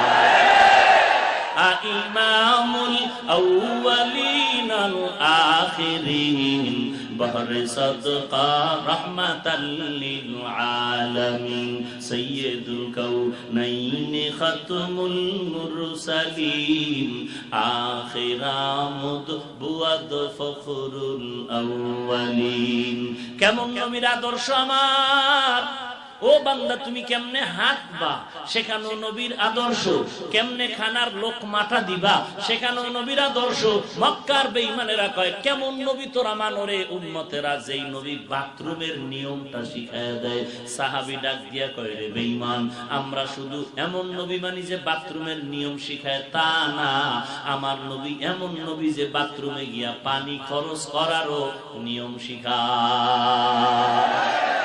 সুরাত হম সিরাতে মুস্তফা দর তামামি হালে উকুন ইত্তেবা ইত্তেবায়ে সুন্নতে খায়রুল বাশার গিরে লাজিম তাবয়াবি আই পেশার। বান্দা, তুমি আঙ্গুলের নখগুলো কেমনে কাটবা, কেমনে তুমি রাখবা, সেখানেও নবীর সুন্নত আছে না নাই? মানলে তুমি নবীর আশেক, না মানলে আশেক নামের বাপ্পা। এই দালালি করতেছি? হ্যাঁ, যদি মনে করো আমি দালাল, আমি মদিনার দালাল। তুমি ঠিক কইলেও ঠিক, না কইলেও ঠিক। আমি আগেই বলছি আমি পীরের মুরিদ ঠিক, কিন্তু আমি পীর মানি যদি আমার পীর নবী মানে। যদি দেখি আমার নবীকে পীর মানে না, ও পীর আমি মানি না, ওটা ভণ্ড বদমাশ ইহুদির টাক্কা দালাল। ভাইরা আমার, আমার নবী কেমনে খানা খাইতে বসবেন তাও শিখিয়ে দেন না। এরে নবীর উম্মতের দল, কেমন নবী পাইলাম, আমাদের কপাল এত ভালো। সেদিন রাসূলের একটা হাদিস পড়লাম, আন ইবনে আব্বাস রাদিয়াল্লাহু তাআলা আন্নান নাবিয়্য সাল্লাল্লাহু আলাইহি ওয়া আলিহি ওয়াসাল্লাম আন্না রাসূলুল্লাহ সাল্লাল্লাহু আলাইহি ওয়া আলিহি ওয়াসাল্লাম قال إن الله تجاوز عن أمتي الخطأ والنسيان وما استكرهوا عليه أو كما قال النبي عليه الصلاة والسلام। ইবনে আব্বাস বলেন রাহমাতুল লিল আলামিন বলেছেন, আল্লাহ তাআলা উম্মতে মুহাম্মদীকে এত সুযোগ দিয়েছেন, বলে তিনটা জিনিস দান করেছেন। বলে কি? উম্মতেরা যদি অনিচ্ছা করে কোনো অন্যায় করে, খতা করে, নাসিয়ান করে, কোনো ভুল করে, আল্লাহ তাকে অগ্রিম ক্ষমা করে দিবে। আবুল্লাহ সামরকান্দি রাহমাতুল্লাহি আলাইহি বলেন, এই হাদিসের মাতাহাতে লিখেছেন পয়গম্বর আদম আবুল বাশার, তিনি আল্লাহর কাছে আরজি পেশ করলেন আর উম্মতের সুসংবাদ শুনায় দিলেন, মুহাম্মদের উম্মতের আল্লাহ এমন সুন্দর দান করেছেন যেটা আমি আদম পাই নাই। কেমন? বলে আমি আদম একটা অনিচ্ছাকৃত ভুল করেছিলাম, জান্নাতের মধ্যে ভুল করেছিলাম আমি, আর উম্মতে মুহাম্মদীও যদি ভুল করে, ব্যবধানটা কত? বলে আমি আদম ভুল করা মাত্র আমার পোশাক পরে গেল। কি পরে গেল? জান্নাতি পোশাক আমার বডির মধ্যে নাই। কিন্তু উম্মতে মুহাম্মদী যদি অনিচ্ছায় ভুল করে, তার পোশাক কখনো পরে গিয়া উলঙ্গ হবে, গুনাহ করবে কিন্তু পোশাক পরে যাবে না। আদম নবী অন্যায়টা করা মাত্র ভুল, সেটা অমার্জিত নয়, মার্জিত, অনিচ্ছায় করেছিলেন, সাথে সাথে পোশাক পরে গেল। উম্মতে মুহাম্মদীকে আল্লাহ দয়া করবেন নবীর বরকতে, এরা অন্যায় করলে এদের পোশাকটা শরীর থেকে পরে যাবে না। 2 নাম্বার, আমি আদম ভুল করা মাত্র আমার থেকে বিবি আলাদা হয়ে গেল। উম্মতে মুহাম্মদী হাজার অন্যায় করবে অনিচ্ছায়, এদের থেকে বিবি কখনো আলাদা হবে না। 3 নাম্বার, আমি আদম যখন ভুল করলাম, আমাকে জায়গায় রাখলেন না, জমিনে পাঠায় দিলেন, জমিনের মধ্যে পাঠায় দিলেন, জায়গায় রাখলেন না। আর উম্মতে মুহাম্মদী দুনিয়ার জমিনের মধ্যে বৈশা যদি গুনাহ করে, আল্লাহ তাআলা তাকে এক জায়গা থেকে তাড়ায় দিবেন না। আল্লাহ বলবেন, তুই যেই জায়গায় গুনাহ করছো, আমার নবীর মুহাব্বতের কারণে তোর ওই জায়গায় রাখলাম। 4 নাম্বার ব্যবধান হলো, আমি আদম ভুল করছি, হাজার শত বছর কান্নার পরে একটা নির্ধারিত জায়গা দিলেন আল্লাহ, বললেন ওই জায়গায় গিয়া মাপ চাইতে হবে, অন্য জায়গায় মাপ চাইলে হবে না। এইটা হলো জাবালে রহমত, ওই পাহাড়ের চূড়ায় গিয়া ক্ষমা চাইলে মাপ হবে। আর উম্মতে মুহাম্মদীকে ওই অন্যায় করার কারণে আল্লাহ তাআলা কোনো নির্ধারিত জায়গা দিবেন না। নবীর মুহাব্বতে আল্লাহ অর্ডার দিয়ে বলবেন, তুই যেখানে অন্যায় করো আর জমিনের যে কোনো জায়গায় তওবা করা মাত্র তোর গুনাহ মাফ। এরে নবীর উম্মত কেমন নবী পাইলাম না তোমা, তাহলে তুই ওই মাইয়ার পিছে সময় নষ্ট করে না খায় আছো কেন? বলে মা, এটা তোমাকে বোঝানো যাবে না, আমার মেয়ে ওইটাই লাগবে। প্রয়োজনে মা তোমাকে ছাড়তে রাজি, মেয়েকে ছাড়তে রাজি না। নাউজুবিল্লাহ কোন কেন? বইয়ে বইয়ে আউজুবিল্লাহ পড়েন, এই খবর লয় কে? এখন নাউজুবিল্লাহ না। এ যুবক, একটা মেয়ের জন্য তোর জীবনটা পর্যন্ত দিয়ে দিয়েছো, মাকে ছাড়তে রাজি, তারপরও তুই মাইয়া ছাড়বি না। বাবাকে ছাড়তে রাজি যুবক, মা মেয়েকে ছাড়তে রাজি না কেন? বলে মেয়েটার ঘাম থেকে মিশকের ঘ্রাণ। হ্যাঁ, ওরে বাটপার। আর আমার নবী কেমন রহমাতুল লিল আলামিন, যে নবীর ঘাম থেকে মিশকের ঘ্রাণ। যে নবীর শরীর মোবারকে মশা মাছি পড়া হারাম, নবী চলতেছেন মেঘের খণ্ড ছায়া দেয়, সেই নবী এমন মায়ার নবী আমার, জংলার প্রাণী পর্যন্ত নবীর সালাম জানায়, জংলার নদীর মাছ আমার নবীর জন্য পাগল, আল্লাহ পাগল, গোটা মাখলুকাত আমার নবীর জন্য পাগল। তো একটা মেয়ের জন্য যদি যুবক জীবন দেয়, আমার নবীর সুন্নাত আর আদর্শ পালনে যুবক আসে কেন, তুমি জীবন দিতে চাও না? হ্যাঁ, সেখানে যদি আমি হুজুর কই দস্তারখানে প্লেট দাও, নিচে বসাইয়া দাও, এটা মদিনার নবীর সুন্নত, কয় হুজুর সমাজের সাথে তাল মিলিয়ে চলা লাগে, তো একটু চেয়ার টেবিলে না বসলে কি হয়? ও সুন্নি মহোদয়, তোমার ইশক গেল কই?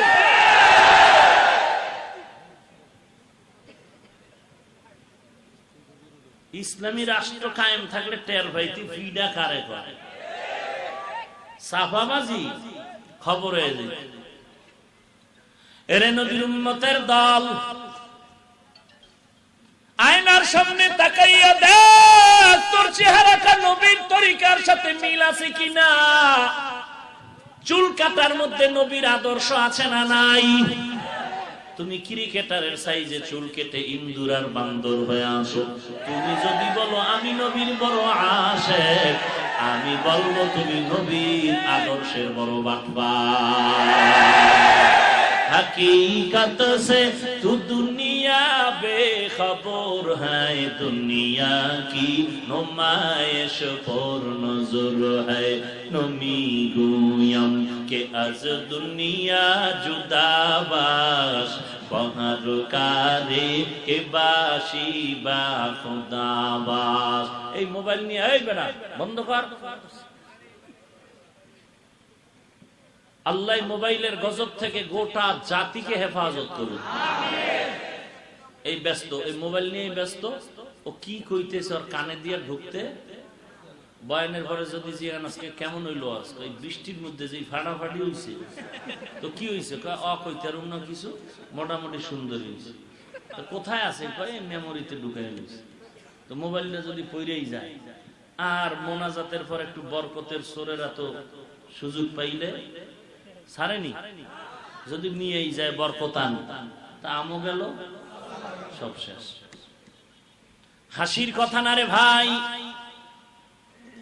আপনি মনে করতেছেন আমি আপনাকে বলতেছি, না না, আমার মাথায় টুপি, দাড়ি, লম্বা জামা সব ঠিক আছে, কিন্তু না না, যত বড় আল্লাহওয়ালা দেখেন, কত বড় বুজুর্গ, তারা জীবনভর কান্না করেছেন কবরের আযাবের ভয়ে, কারণ তারা একা একা নিজের আমল নিয়ে কাঁদেন নাই, তাদের অন্তরের মধ্যে কান্নার চিন্তা ছিল, আমার ছেলেটারে ঠিক মতো নামাজ পড়াইতে পারলাম কিনা, আমার মেয়েটাকে নবীর আদর্শওয়ালা বানাইতে পারলাম কিনা, আমার স্ত্রীটাকে নবীর আদর্শওয়ালা বানাইতে পারলাম কিনা। আমি সব জায়গায় বলি, ও এলাকার মুসলমান, আমি হাফিজুর রহমান, আল্লাহ না করুন হাসরের ময়দানে যদি বিপদে পড়ি, আপনাদের কোনো চিন্তা নাই, কোনো প্রশ্ন করা হবে না, কিন্তু ভালো করে লিখে রাখেন, ও হাজী সাহেব 13 বার যদি মক্কায় হজ করেন, 13,000 বার কোরআন খতম করেন, কোটি কোটি টাকা মাদ্রাসায় দান করেন, আল্লাহ না করুন হাসরের ময়দানে যদি আপনার স্ত্রী বিপদে পড়ে যায়, আপনার ছেলে মেয়ে জমি হাসরের ময়দানে বিপদে পড়ে, আপনি 1000 বার ইবাদত করেন আর তাওয়াফ করেন, হজ করেন, স্ত্রীর অপরাধ আর সন্তানের অপরাধের জবাব না দিয়া জান্নাতের দরজা খোলা হবে না। এই জন্যই তো আল্লাহ বলেন, কু আনফুসাকুম ওয়া আহলিকুম নারা, জাহান্নাম থেকে শুধু নিজে বাঁচতে হবে না, আহালকেও বাঁচাও। ওরে নবীর উম্মতের দল, আপনি হাসতেছেন, আমার চুলটা নবীর তরিকায় নাই, আপনার ডানে একটা ভাইকে তাকায় দেখেন, তার চুলগুলো নবীর তরিকায় নাই, টুপিটা নবীর তরিকায় নাই, আপনি হাসতেছেন, হিংসা লাগতেছে, মজা পাইতেছেন আরেকজনের আমল খারাপ দেখা, কিন্তু একটু চোখ দুটা বন্ধ করে একটু নিজের ঘরের দিকে তাকান, আপনার ভাইয়ের আমলটা কেমন, আপনি যে হাসতেছেন আপনার ছেলে মেয়ের আমলটা কেমন, আপনি যে হাসতেছেন আপনার আব্বা আম্মার আমলটা কেমন, আপনি যে হাসতেছেন আপনার ঘরের সন্তানের আমল কেমন। নিজের ছেলের আমল ঠিক নাই, নিজের মেয়ের আমল ঠিক নাই, নিজের স্ত্রীর আমল ঠিক নাই, নিজের ভাই বোনের তরিকা নবীর আদর্শে নাই, আপনি যদি হাসেন, আমি বলবো আপনার মতো বেহায়া জগতে কেউ না। নিজের হিসাব করবেন, আঙ্গুলটা যখন উঁচু করে দেন আর বলেন তুই খারাপ, ও জ্ঞানী ভাই নিচে তাকায় দেখো 3 আঙ্গুল তোমাকে ইশারা করছে তুমি 3 বার খারাপ। তুমি আমার দিকে আঙ্গুল ঘুরাই বললা হাফিজ ভাই তুমি খারাপ, কিন্তু নিচে তাকায় দেখো 3 আঙ্গুল তোমাকে বলে তুমি খারাপ। তুমি আমাকে একবার বলো খারাপ আর তোমার 3 আঙ্গুল তোমাকে বলে 3 বার তুমি খারাপ। অতএব হাফিজের দোষ তালাশ করিস না, নিজের ছেলে মেয়ে ভাই বোন স্ত্রী কোন পর্যায়ে আছে হিসাব কর, না হয় যত ইবাদত করবি জাহান্নাম ছাড়া উপায় থাকবে না। এরে নবীর উম্মতের দল, রাহমাতুল লিল আলামিনের আদর্শ এত সুন্দর, নবীজির আদর্শ গ্রহণ করা মাত্র মানুষগুলো গোটা জাতির কাছে হয়ে গেল সুন্দর। এক যুবক এমন কোন গুনাহ নাই করে নাই, এক পর্যায়ে তওবার দরজায় ফিরে আসলো। তওবার দরজায় ফিরে আসার পরে একজন কাটি আল্লাহওয়ালার সোহবতে চলে গেল। আল্লাহওয়ালা বললেন হযরত আমাকে আপনি মোহাব্বতের নজরে তওবা করায় দেন। আল্লাহর বান্দা তওবা করে ফেললো, তওবার পরে এখন আল্লাহর ইবাদত ধরলো, আল্লাহর ইবাদত করে নামাজে জীবনে যায় না, এখন আজান হওয়ার আগে মসজিদে গিয়া হাজির হয়ে যায়। আল্লাহর নবী বলেন মসজিদে গিয়া যদি কেউ নামাজের অপেক্ষায় বসে থাকো তুমি নামাজের পুরা সওয়াব পেতে থাকবা। আহা, এই যে নামাজ পড়েন না, রোজা রাখেন না, টুপি পরেন না, দাড়ি রাখেন না, পর্দা করেন না, হালাল খান না, নবীর এই আদর্শ কার জন্য রাখছেন? আমগো চরমনাইওয়ালাদের জন্য। যেটি চরমনাইওয়ালারা করবে, দেওবন্দিওয়ালারা করবে, কওমিওয়ালারা করবে, ওই উজানিওয়ালারা করবে। তো এই নবীর সুন্নাত যদি আমগো ভাগে ফালায় রাখেন আর আপনি বিড়ি টানবেন, গাঞ্জা খাইবেন আর চাপাবাজি করবেন, তাহলে ইনশাআল্লাহ নবীর সুন্নাত আমরা যেহেতু পালন করি তাহলে সৃষ্টির শ্রেষ্ঠ সুন্নি আমরা, আর জান্নাতেও যাব ইনশাআল্লাহ সবার আগে আমরা। আমগো ভাগে ফালাই দিছেন ভাইরা আমার।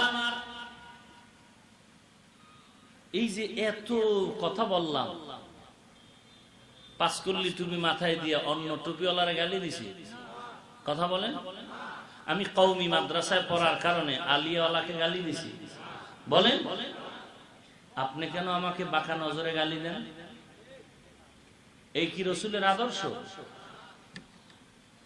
অথচ যখন তায়েফের মানুষেরা আমার রসুলের শরীর মোবারকে পাথর মারে বৃষ্টির মতো, নবীজির শরীর মোবারক থেকে রক্ত পড়ে জুতা মোবারক আটকায় গেল, নবীজির কান্না আল্লাহ সহ্য করতে না পেরে জিবরাইল আমিনকে পাঠায় বলেন নবী এখন অর্ডার করবে তায়েফের জমিন উল্টায় সব মানুষ ধ্বংস করে দিব।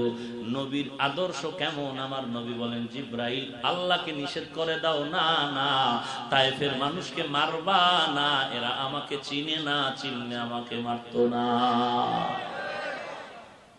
নবীর আদর্শ কই আর নবীর উম্মত কই? ভাইরা আমার, আবু বকর সিদ্দিক রাদিয়াল্লাহু তাআলা আনহু নবীর পাশে আছেন, এক ইহুদি নবীর গালি দেয় অকথ্য ভাষায়। নবী মুস্কি মুস্কি হাসেন, কোনো জবাব দেন না। আবু বকর কি আর সহ্য করতে পারে? বারবার দাঁড়ায় যায় জবাব দিতে, নবী ইশারা করে বললেন চুপ থাকেন। কিন্তু কত আর থাকা যায়, আমার উস্তাদরে গালি দিবে আমি বসে থাকবো, এটা হতে পারে না। আবু বকর জবাব দেওয়া শুরু করলেন, সাথে সাথে নবীজির চেহারা মোবারকটা বিবর্ণ হয়ে গেল, মলিন হয়ে গেল। আবু বকর সিদ্দিক রাদিয়াল্লাহু তাআলা আনহু বললেন নবী বেঈমান গালি দিল থেকে আমি আদব শিখেছি, বেয়াদব থেকে বেয়াদব যা করে আমি তা করি না। সুন্দরী মেয়েকে যুবক ডিস্টার্ব করে আর সুন্দরী মেয়ে বলে যুবক আমি তোর কি ক্ষতি করছি, তুই আমার ডিস্টার্ব কেন করো? তুই এত সুন্দরী কেন, এটাই তোর জন্য বিপদ। কি ব্যাপার? উট নাই, দুম্বা নাই, গরু মহিষ নাই, খাওন নাই, এরপরে এত মানুষ কেন? বলে একমাত্র কারণ তোমরা যে বিরোধিতা করো এটাই তার কারণ। তোমরা যদি গালাগালি না করতে তাহলে মানুষ দেখতে আসতো না। ভয় হাফিজুর রহমানের বয়ান শুনে যাবে না খারাপ খারাপ খারাপ, আবু জাহিল্লা মক্কায় ঘুরে আর কয় মুহাম্মদের কাছে যাবি না, পাগল পাগল পাগল। সবাই কয় এতদিন কইছো যে এই লোকটা ভালো, এখন কেন পাগল কও? দেখতেই হবে। দেখতে গিয়েই তারা নবীর চেহারা মোবারক দেখে কালেমা পড়ে মুসলমান হয়ে যায়। এরে নবীর উম্মতের দল, গালাগালি করিস না রে বাবা। দুনিয়াতে আসছে কিন্তু সবাই সমান। কে চরমনের মুরিদ, কে তাবলিগওয়ালা, কে দেওবন্দি, কে আলিয়া, কে কওমিয়া। দুনিয়াতে মায়ের গর্ভ থেকে আসার সময় কোনো ব্যানার ছিল নি। এই পিসাবের মুরিদরা ব্যানার ছিল? তুমি মাইজবান্ডার, তুমি আগ্রসী, তুমি দেওয়ানবাগ, তুমি চন্দ্রপাড়া, তুমি তাবলিগ, তুমি আলিয়া, তুমি কওমিয়া, কপালে লেখা ছিল নি আসার সময়? কথা বলেন না কেন? এমন কোন চিহ্ন ছিল নাকি যে আমরা অমুক দরবারের মুরিদ হওয়ার কারণে, আশেকের রাসূল হওয়ার কারণে আমরা দুনিয়াতে আসার সময় আমগো পরনে লুঙ্গি ছিল? হ্যাঁ, এরে আল্লাহর বান্দা একটু জ্ঞান দিয়া চিন্তা করো। দুনিয়াতে কিন্তু সবাই আসছি সমান, কোন পরিচয় ছিল না কে কোন দলের মাস্তান, কে কোন পীরের দরবারের ভক্ত। আবার যাওয়ার বেলায় কিন্তু সমান। কাফন হবে পুরুষের 3টা, মহিলার হবে 5টা। আপনাদের এই এলাকায় যারা ধনী তাদের কাপড় 2টা বেশি না সমান? কালার হবে একটা, এক দলের লাল, আর এক দলের হলুদ, আর এক দলের সাদা জামা, সাদা পোশাক রে কেন হিংসা করো? কয় হুজুর বুঝেন না কেন করি? কই মরণের চিন্তা তো মাথায় ছিল না, আমরা বাইতুল্লাহর দিকে তাকায় দেখি কালো কালো কালো। আমি কই রে পাগলা, বাইতুল্লাহর গিলাপ দেখেছে উপরে কালো, ওই গিলাপের ভিতরে তাকায় দেখ পুরা গিলাপটাই সাদা। খবর আছে ও কত বড় বেঈমান জানেন? ও মক্কা গিয়া ইমামের পিছে নামাজ পড়ে না, ওয়াহাবি। ও কত বড় বেঈমান! কত বড় বেঈমান হলে আল্লাহর ঘর বাইতুল্লাহর কিনারায় গিয়া জামাতে নামাজ পড়ে না কেন? ওয়াহাবি ইমাম সাহেব। এই জন্য চিন্তা করেন তো একটু, বালিশে মাথা লাগায় যে কত বড় রাসূলের দুশমন হলে এই অবস্থা হতে পারে যে মক্কার মতো জায়গা যেখানে 1 রাকাত নামাজে 1 লক্ষ রাকাতের সওয়াব, যেই বাইতুল্লাহর দিকে তাকাইয়া থাকলে অনবরত সওয়াব, ওখানে গিয়াও এই মাস্তানি। কোন তো বাইতুল্লাহর গিলাপ উপর দিয়া কালা, ভিতরে কি? আমি বানায় কইতেছি, কেউ দেখছেন? না দেখলে গিয়া দেখবেন। আমি মিথ্যা বললে ঘুমের ঘরে যেন বোবা হয়ে যায়। আর যারা জান নাই, টেলিভিশনে দেখেন না, যেদিন হজ হয় আরাফাতের দিন, ওদিন কিন্তু গিলাপ পাল্টায় প্রত্যেক বছর। আরাফার ময়দানে হাজী সাহেবরা যখন থাকে তখন কাবার গিলাপ পাল্টায়। এই গিলাপ পাল্টানের কয়েকদিন আগে অর্ধেক ওটারে ভাঁজ করিয়া উপরে রাখে, তখন কিন্তু ভাঁজ উল্টা করলে গিয়া সাদাটা উপর থেকে দেখা যায়। বাইন্দা রাখে ওই কাবার ছাদের সাথে। এরে নবীর উম্মত, আবার মদিনায় গিয়া দেখো ওখানে সাদা নাই, কালো নাই, সবুজ। অতএব এই জন্য মদিনায় সবুজ আছে, মক্কায় কালো আছে, সাদা আছে। অতএব হিংসা কেন করো রে ভাই? যে সাদা পরে আলহামদুলিল্লাহ, সবুজ পরে আলহামদুলিল্লাহ, কালো পরে আলহামদুলিল্লাহ। আমগো কালো সাদা সবুজ আমাদের মূল টার্গেট না, আমাদের টার্গেট হলো মদিনার সুন্নত মানো। মরণের সময় কালা না সাদা? আরে মানুষ বুঝলি না, মরার পরের অবস্থা কি সবার জন্য আলাদা না সমান? জানাজার অবস্থা কি? কবরের সাইজ কি? কেন বিবারিয়াওয়ালাদের একটু, মাধবপুর এলাকার একটু বেশি, 2 পাশে বড় হবে, বিছনা হবে, মোবাইল দেওয়া হবে? হ্যাঁ না সবার সমান? সবার কবরস্থান সমান। 2 নাম্বার গেল। 3 নাম্বার, কবরে যখন মাটি দেয় তখন দোয়া কি কারো কারো জন্য আলাদা না সমান? বিসমিল্লাহি ওয়া আলা মিল্লাতি রাসূলিল্লাহ। এরপরে ওই আয়াতটা পড়ে, মিনহা খালাকনাকুম ওয়া ফিহা নুঈদুকুম ওয়া মিনহা নুখরিজুকুম তারাতান উখরা। কবরে যখন দাফন করে সবাই চলে যায়, কবরে ফেরেশতা আসেনি? পিসাবের দাঁড়িয়ে না, হ্যাঁ আইয়ে মানে বিশাল বেত নিয়ে হাজির হয়ে যায়। আসার পরে প্রশ্ন করে কয়টা জানেন না? পিসাবের জন্য প্রশ্ন একটা কম, মুরিদের জন্য বেশি। ধনীর জন্য আলাদা, গরিবের জন্য আলাদা না সমান? 3টা। সমান। তিনটা প্রশ্ন। এক নম্বরে রবের পরিচয় দাও, দুই নম্বরে ধর্মের পরিচয় দাও, তিন নম্বরে তুমি রহমাতুল লিল আলামিনের পরিচয় দাও। কে তুমি কোন দল করো, কে তুমি কোন পীরের মুরিদ, কোনো ভেদাভেদ নাই, কপালেও লেখা নাই, কাফন সাদা, কবরের হালাত সমান। প্রশ্ন তিনটা। রবের পরিচয় দাও, ধর্মের পরিচয় দাও, রহমাতুল লিল আলামিনের পরিচয় দাও। এই জন্য নবী একটা দোয়া শিখিয়ে গেছেন, ফজরের নামাজের পরে 7 বার পড়ো, মাগরিবের নামাজের পরে 7 বার পড়ো। নামাজই পড়ে না, পড়বে কসু যে নামাজই পড়ে না, দোয়া পড়বে। কয় হুজুর এই বান্দারা চিনেন, একটা রোজাও ভাঙে না। ও কয় কানে কানে হুজুর রই না, ভাঙবো কসু। এ মাগরিবের পরে দোয়া পড়বে কি, নামাজই পড়ে। নবী বলেন মাগরিবের নামাজের পরে ওই 7 বার ওই দোয়াটা পড়ো।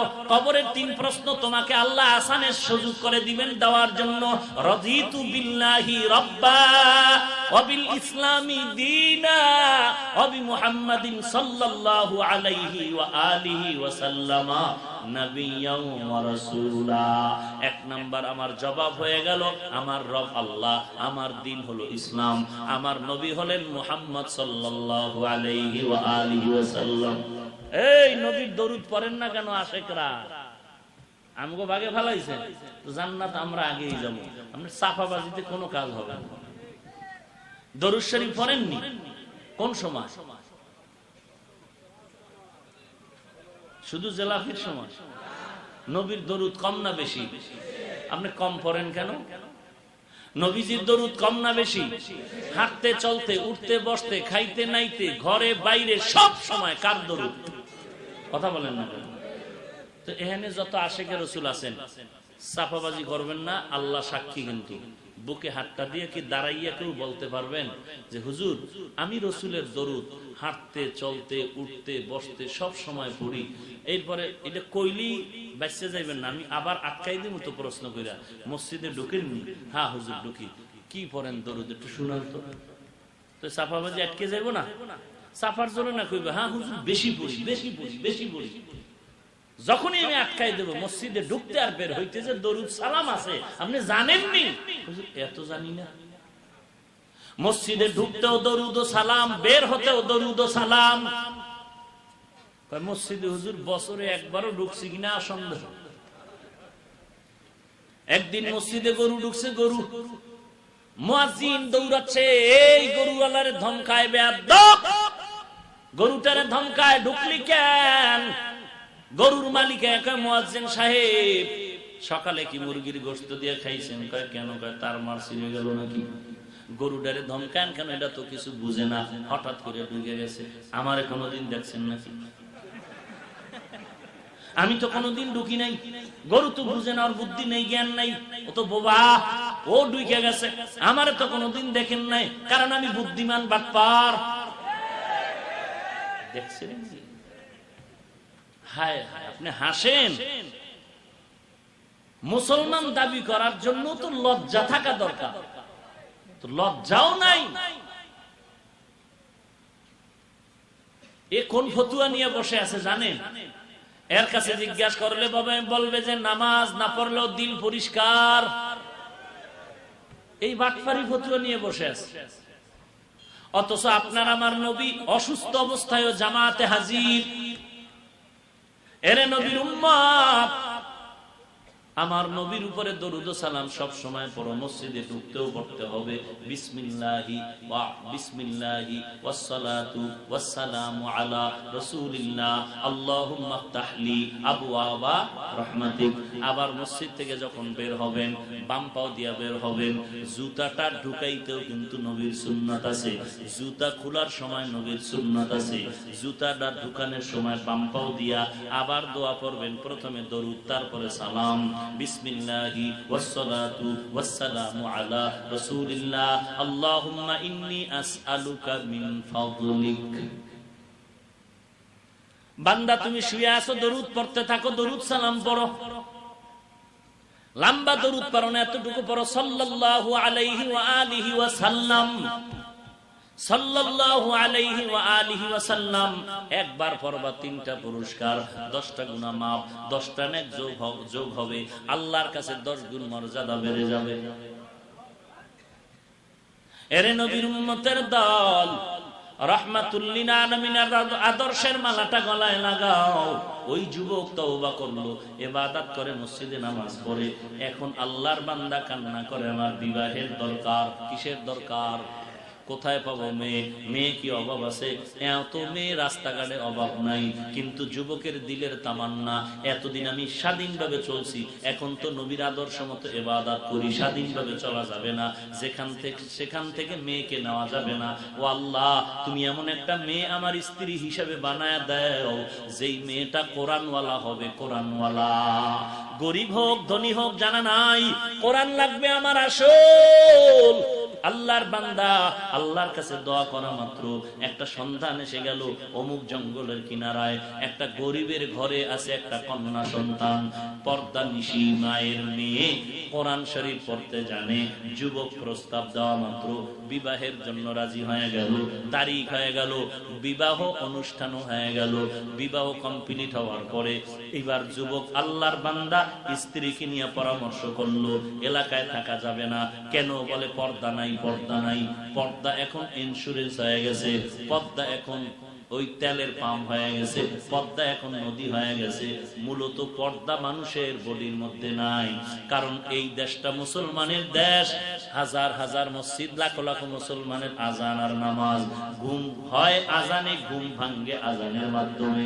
সরকার মুসলমান, বিরোধী দল মুসলমান, এরপরও যদি এই মুসলমানের দেশে বইয়া কেউ বলে বোরকা পরা যাবে না, আর আমরা যদি চুপচাপ ঘুমাই, তাহলে আমি বলবো আর বেশি দিন বাকি নাই ইসলাম বিদায় নেওয়ার জন্য।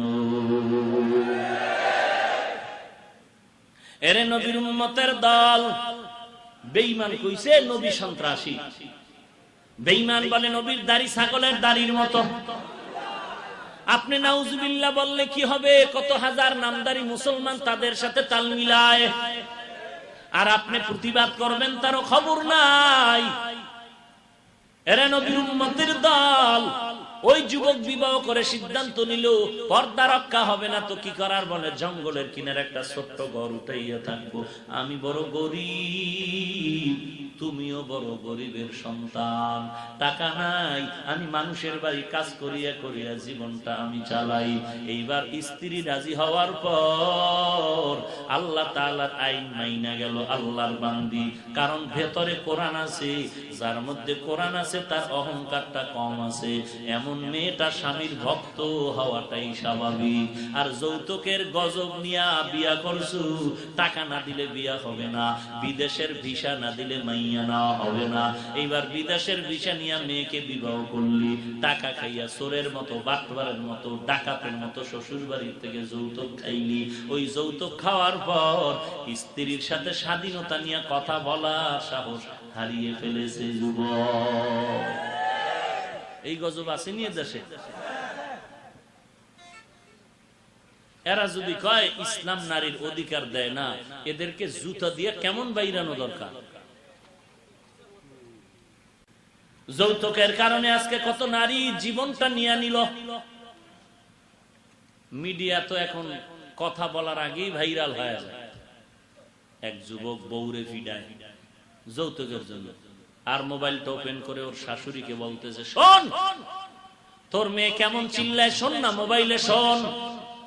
এই কুত্তাটা মানুষরূপী হায়ওয়ান ওর স্ত্রীকে পিটায়, আর মোবাইলটা ওপেন করে বলে শাশুড়িকে, শোন তোর মেয়েকে কেমন পিটাচ্ছি, তাড়াতাড়ি টাকা পাঠা, না হয় মেরে ফেলবো। বেঈমানের কথা নয়, মুসলমানের ঘরের আওয়াজ। এরা আবার চাপার জোরে বলে ইসলাম নারীর অধিকার দেয় নাই। আল্লাহর কসম, ইসলাম ছাড়া জমিনের মধ্যে নারীর অধিকার আর কেউ দিতে পারে নাই। এরে পর্দার আড়ালের মা বোনেরা আসেনি, এরে আম্মা জান, আপনি শুধু সন্তানের একজন মা হিসাবে দাবি করলে হবে না, আপনি এমন একজন দায়িত্বশীল হতে হবে, আম্মা জান যদি ভালো হয় পুরো ফ্যামিলিটাই ভালো হয়ে যাবে। যত বড় খারাপ স্বামী হোক না কেন, ঘন্টায় মদের বোতল টানে 13টা, বিড়ি টানে 24টা, এমন কোন গুনাহ নাই করে নাই। এমন একটা বদমাশ মার্কা চরিত্রহীন আল্লাহর বান্দাকে একটা ঘরের নারী যদি কোরআনওয়ালা হয়, ওই নারীটাই পারবে আল্লাহওয়ালা বানাতে। আল্লাহর বান্দা যুবক সিদ্ধান্ত নিয়ে চলে গেল, জঙ্গলার পারে একটা ছোট ঘর উঠাইয়া স্ত্রীকে রাখে, আর টাকা পয়সা যা পারে মানুষের বাড়ি কাজ করে, গোসলের পানিটা পর্যন্ত ভেতরে দেয়, খানা দিয়ে দেয়, মহিলা যেন বাহিরে বের হতে না হয়। এরপরে কাজ করতে যায়।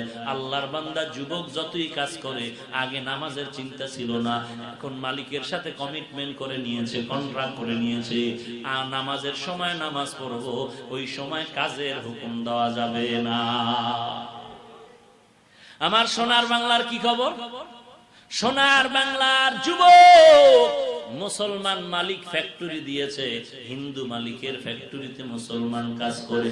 হিন্দু মালিক কয় সময় মতো তোদের ধর্মের নামাজ পড়বি, বাধা নাই। আর এমন বেহায়া মুসলমান ফ্যাক্টরির মালিক কয় নামাজ টামাজ পরে ফ্যাক্টরির ডিউটি করবি আগে। ঢাকার শহরের খবর কি? শহর এলাকায় বিল্ডিং এ ভাড়া দেয়, একটা বিল্ডিং 5 তলা, 20টা ভাড়াটিয়া থাকে। ওয়াদা করছে নামাজ কাজা করবে না, ফজরের নামাজ পড়বে। আজান আসতেছে, পাশে মসজিদ, বহু আল্লাহর বান্দা এসে কান্না করে, হুজুর কপাল খারাপ, আমরা চাই ফজরের আজান শুনে মসজিদে গিয়ে নামাজ পড়বো, কলিজা ঠান্ডা হবে। আমগো বিল্ডিং এর মালিক আমাদের চাবি দেয় না, নামাজেও যেতে পারি না। আর কত গজব! ডাক্তার কয় ফজরের আগে রাস্তায় হাঁটতে হবে, না হয় আজরাইল এসে ধাক্কা মারবে। কত বড় আল্লাহর বান্দা, ডাক্তারের কথায় ঘুম মার দিয়া ফজর নাই, জোহর নাই, শীত নাই, গরম নাই, ফজরের সময় রাস্তায় দৌড়ায়নি।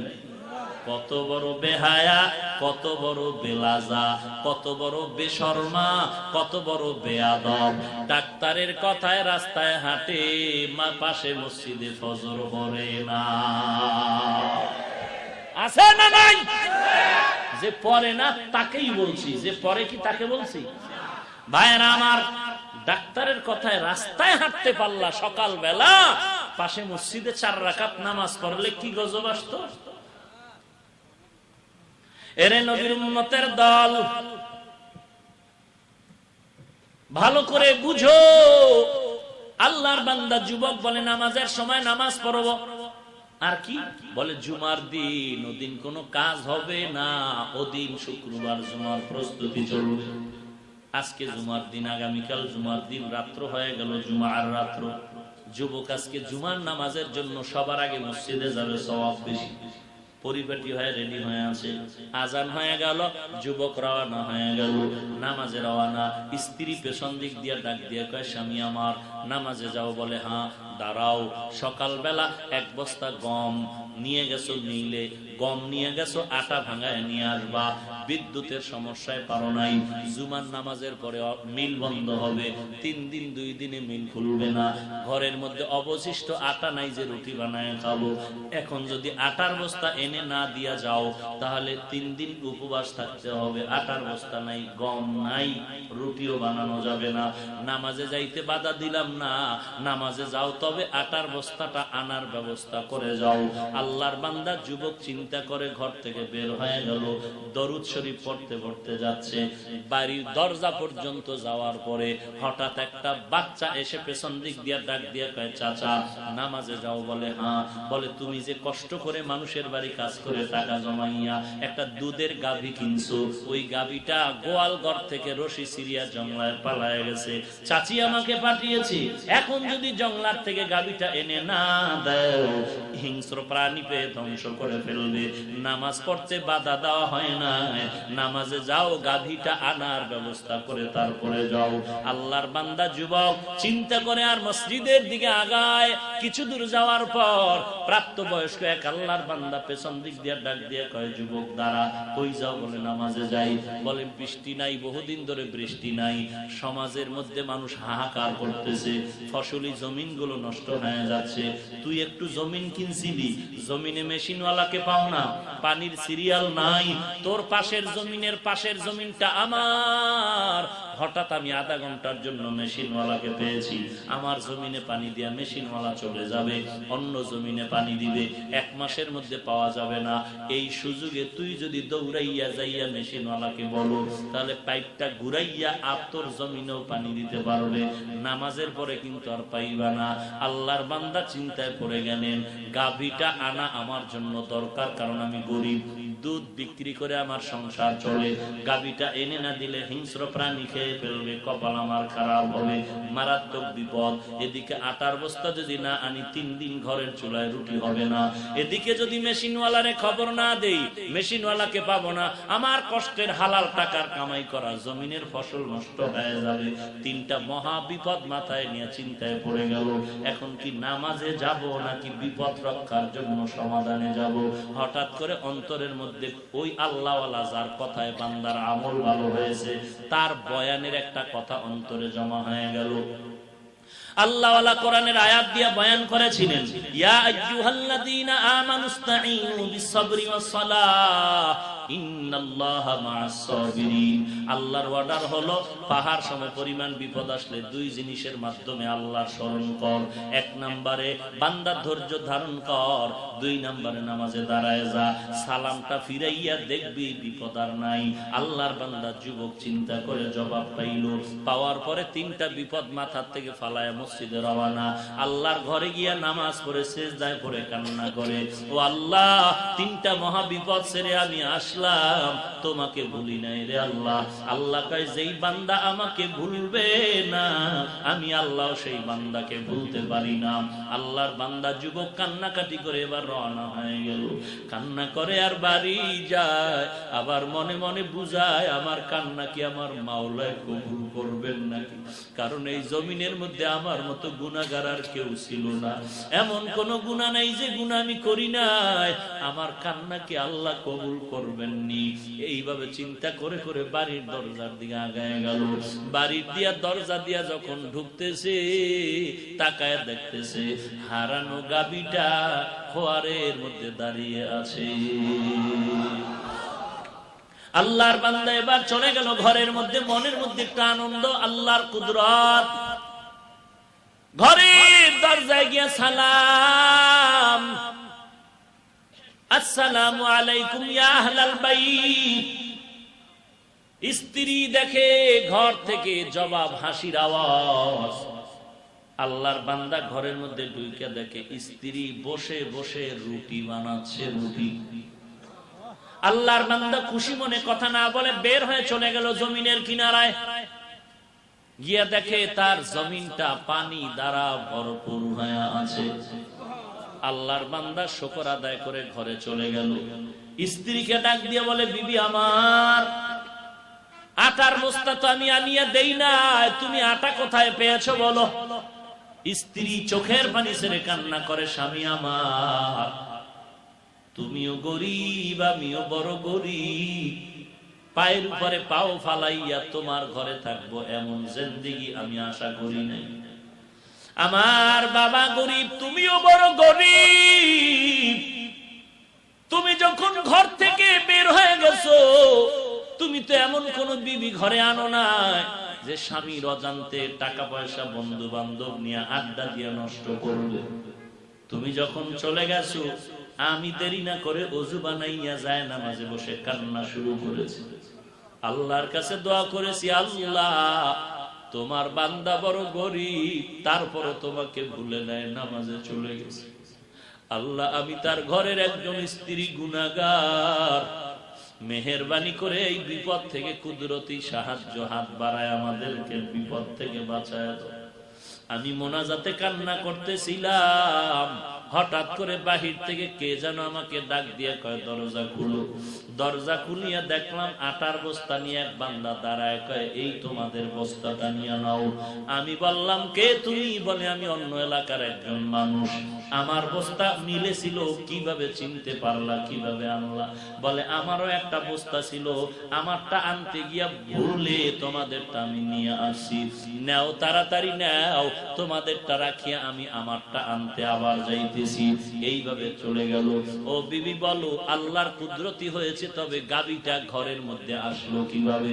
আল্লাহর বান্দি বলে স্বামী আমার, যখন আমি দেখলাম একটা বাঘ জঙ্গলের আমার গাবিটারে তাড়া করছিল, মনে করছিলাম বাঘে বোধহয় গাবিটার উপরে হামলা করবে, কিন্তু না না, যখন দেখলাম গাবিটা আমার ঘরে আসলো, বাঘটা লেজটা গুটাইয়া জঙ্গলায় চলে গেল, তখন আমি অনুভব করলাম ওই বাঘে আমার গাবি আক্রমণ করতে আসে নাই, আল্লাহর কুদরতে গাবিটা আমার ঘরে পৌঁছাইয়া দেওয়ার জন্য আল্লাহ ব্যবস্থা করেছে। या इलाही मुझसे मुझको दूर कर, ताके देखो मुझ में तुझको एक नजर। या इलाही तू मेरा माबूद है, या इलाही तू मेरा माशूक है। এরে আল্লাহর বান্দা যুবক, কিসের দুনিয়ার পাগলামিতে পড়ে গেছে? আজকে তুই হয়তো ধোকায় পড়ে আছো। টুপি পরলে মাথা গরম, দাড়ি রাখলে যৌবন চলে যাবে, লম্বা জামা পরলে শরীরটা গরম। আমার দিকে তাকাইয়া তোকে আমি বলবো না, তোর ডানে বামে তাকায়া দেখ, তোর মতো যুবক স্কুল কলেজে পড়ে এক ওয়াক্ত নামাজও বাদ দেয় না। মিথ্যা কথা বলবা না বাবা, বলো আছে না নাই? তুমি কেন পারবা না? তোমার আমার মতো যুবক ড্রাইভারি করে নামাজ বাদ দেয় না। তোমার মনের জিজ্ঞাসা করো তুমি কেন পারতেছো না? তোমার মতো যুবক র্যাব, আর্মি, পুলিশ, বিডিআরের চাকরি করে, হারাম খায় না, নামাজ বাদ দেয় না, বলো তুমি কেন পারবা না? তোমার মতো যুবক কৃষি কাজ করে, শ্রমিকের কাজ করে, নামাজ বাদ দেয় না, তুমি কেন পারবা না? তোমার মতো যুবক কোটি টাকার ব্যবসা করে, একটা টাকাও হারাম খায় না, মিথ্যা বলে না, নামাজ ছাড়ে না, বলো বাবা তুমি কেন পারবা না? কপাল পুড়ে গেছে, পোড়া কপালে বোধহয় জোড়া লাগবে না। হ্যাঁ তওবা করো, কখন যেন মরণ হয়ে যায়। যখন বালিশে ঘুমাইয়া যাও বাতিটা বন্ধ করে, তখন যদি একটু মনের ভয় দিয়া বলতি, মন এই ঘুমের মধ্যেও তো কত মানুষ মরিয়া যায়, আমি যদি মরি তখন আমার উপায়টা কি হবে? এরে আল্লাহর বান্দা, লেখাপড়ার জীবনে কত বন্ধু ছিল, আজকে একা একা চলতেছি, অনেক বন্ধুরা আজকে নাই, কোথায় আছে তাও জানি না। খেলার জীবনে কত বন্ধু নিয়ে আড্ডা করেছিলাম, আজকে অনেকের ঠিকানা পর্যন্ত জানি না, দেখা নাই, বছর বছর হয়ে গেল। এরে যুবক, হেদায়েতের মালিক আল্লাহ, সবার কপালে হেদায়েত আসবে না, সবাই জান্নাত পাবে না, তবে আল্লাহ যাকে কবুল করবেন হেদায়েতের দরজা খুলে যাবে, তওবা নিয়ে বান্দা কান্না করবে। ওরে আল্লাহর বান্দা, নিজের গুনার কথা স্মরণ করে তওবা করো। আল্লাহ, এই মজলিসে আমার মতো গুনাহগার কেউ নাই, জীবনে বহু অন্যায় করে জীবনটারে নাপাক করেছি। আল্লাহ আজকে তওবার দরজায় ফিরে আসছি, আর গুনাহ করব না, মা বাবাকে কষ্ট দিব না, নামাজ ছাড়ব না, সহিভাবে কোরআন পড়ব, আল্লাহ ওয়ালারে মুহাব্বত করব, দেশের বিরুদ্ধে জাতির বিরুদ্ধে কোনো ষড়যন্ত্র করব না। স্কুলে পড়ো, কলেজে পড়ো, ভার্সিটিতে পড়ো, চাকরি করো, নামাজ আর ছাড়িও না। খাঁটি মনে তওবা করার যদি নিয়ত হয়, গলায় ছুরি আসবে, মরে যাব, তারপর নবীর আর বেজার করব না। তওবার খাঁটি নিয়ত থাকলে দুটো হাত আমার আল্লাহকে দেখায় দাও। আয় আল্লাহ, সবার হাত আপনি কবুল করে নেন। আয় আল্লাহ, সবাইকে 5 ওয়াক্ত নামাজি বানায় দেন। আমাদের তওবা কবুল করে নেন, তওবার উপরে মজবুত হয়ে চলার তৌফিক দান করেন। আমিন। আলহামদুলিল্লাহি রাব্বিল আলামিন, ওয়াসসালাতু ওয়াসসালামু আলা সাইয়্যিদিল আমবিয়া ওয়াল মুরসালিন ওয়া আলা আলিহি ওয়া আসহাবিহি আজমাইন। ইয়া আরহামার রাহিমিন, ইয়া আরহামার রাহিমিন, ইয়া আরহামার রাহিমিন। রব্বিরহামহুমা কামা রব্বায়ানি সগীরা। খোদার মালিক, এত ঝড় তুফান বৃষ্টি কাদা পানির মধ্যে তাকাইয়া দেখে কত উলামায়ে কেরামরা এই মজলিসের মধ্যে হাজির হয়ে গেছে। আয় আল্লাহ, আমার কলিজার টুকরা কত যুবক, কত ব্যবসায়ী, কত চাকরিজীবী, কত ছাত্র ভাইরা হাজির হয়েছে। আয় আল্লাহ, কত শ্রমিকেরা, কত ড্রাইভার, পর্দার আড়ালে কত মা বোনেরা। আয় আল্লাহ, এত বৃষ্টির মাঝেও তারা আপনাকে ভুলিয়ে কেউ বাড়ি যায় নাই রে আল্লাহ। এরা কেউ টাকা চায় না, বাড়ি চায় না, এরা সবাই জাহান্নাম থেকে মুক্তি চাই রে আল্লাহ। আয় আল্লাহ, দুনিয়াতে আসছিলাম এমন পবিত্র, আমি শিশু থাকতে আমার মা আমাকে কোলে নিতেন মোহাব্বতে, বাবায় কোলে নিতেন, যে দেখতো সেই কোলে তুলিয়া নিত। আজকে আমল নামার দিয়ে তাকাইয়া দেখলাম আমার জীবনের পবিত্র জিন্দেগিটা গুনাহের কারণে নাপাক। আমার মতো গুনাহগার এই ময়দানে মনে হয় কেউ নাই। গুনাহের কারণে আমার হাত দুটো নাপাক, গুনাহের কারণে আমার জবান নাপাক হয়ে গেছে, গুনাহের কারণে আমার চোখ দুটো নাপাক করে ফেলেছে, গুনাহের কারণে আমার অন্তর নাপাক, গুনাহের কারণে আমার পা দুটো নাপাক করে ফেলেছে। আয় আল্লাহ, গুনাহগারের যেই আযাবের কথা কোরআন হাদিসে পাইলাম, সহ্য করতে পারবো না রে আল্লাহ। দুনিয়াতে দিনের বেলা সূর্য ছিল, রাতের বেলা নাই, এরপরও এত গরম সহ্য করতে পারি নাই। গরমের তাপ, ফ্যানের বাতাসেও শরীর ঠান্ডা করতে পারতেছি না। ও আল্লাহ, নবীজি বলছেন গুনাহগারের কবরে জাহান্নামের আগুন। আয় আল্লাহ, দুনিয়ার গরম সহ্য করতে পারি না, জাহান্নামের গরম কিভাবে সহ্য করব রে আল্লাহ। কেউ যদি আমাকে একটা বেতের বাড়ি দেয় বড় কষ্ট পাই। গুনাহ গিয়া যদি কেউ কবরে যায়, মদিনার নবী বলছেন কবরে গুনাহগারের দুই পার্শ্বে মাটির চাপ সহ্য করতে পারবো না রে আল্লাহ। গুনাহগারের আযাব সহ্য করতে পারবো না রে আল্লাহ। ও আল্লাহ, গুনার কারণে দিলটা পাথর, চোখে পানি নাই, পাথরওয়ালা দিলটারে তুলার মতো নরম বানাইয়া দেন। কান্নাওয়ালা চক্ষু দান করেন আল্লাহ, কান্নাওয়ালা চক্ষু দান করেন আল্লাহ, কান্নাওয়ালা চক্ষু দান করেন আল্লাহ। নবীজির মোহাব্বতে মোনাজাত কবুল করে নেন। ও আল্লাহর বান্দা, ডানে বামে দেখো কার চোখে পানি, পারলে হাতটা বাড়াইয়া দোয়া নাও। কান্নাওয়ালার দোয়া খালি ফেরত যাবে না। ও কান্নাওয়ালা ভাই, আপনাদের কাছে একটু দোয়া চাই। এই ময়দানে আমার মতো গুনাহগার কেউ নাই, এই চেয়ারে বসে কথা বলার ইলম আমল কিছুই নাই। আল্লাহ তাআলা দয়া করে সম্মানের জায়গায় বসাইছে, গুনার কারণে যেন আল্লাহ আমাকে ফালাইয়া না দেন। ও আল্লাহ, তাকায় দেখেন এই ময়দানে কারা কি আশা নিয়ে হাত তুলেছেন। কে যেন মা হারাইয়া এতিম, কে যেন বাবা হারাইয়া এতিম। অনেকে ঘরে গিয়ে দেখবে মা এখনো ঘুমায় না, সন্তানের অপেক্ষায় বসে আছে। আবার একদল গিয়ে দেখবে দরজা বন্ধ, কেউ দরজা খোলার মতো নাই। ও আল্লাহ, এতিমদের দিকে তাকাইয়াও কি মায়া হবে না? আমার মায়ার নবীও বড় এতিম।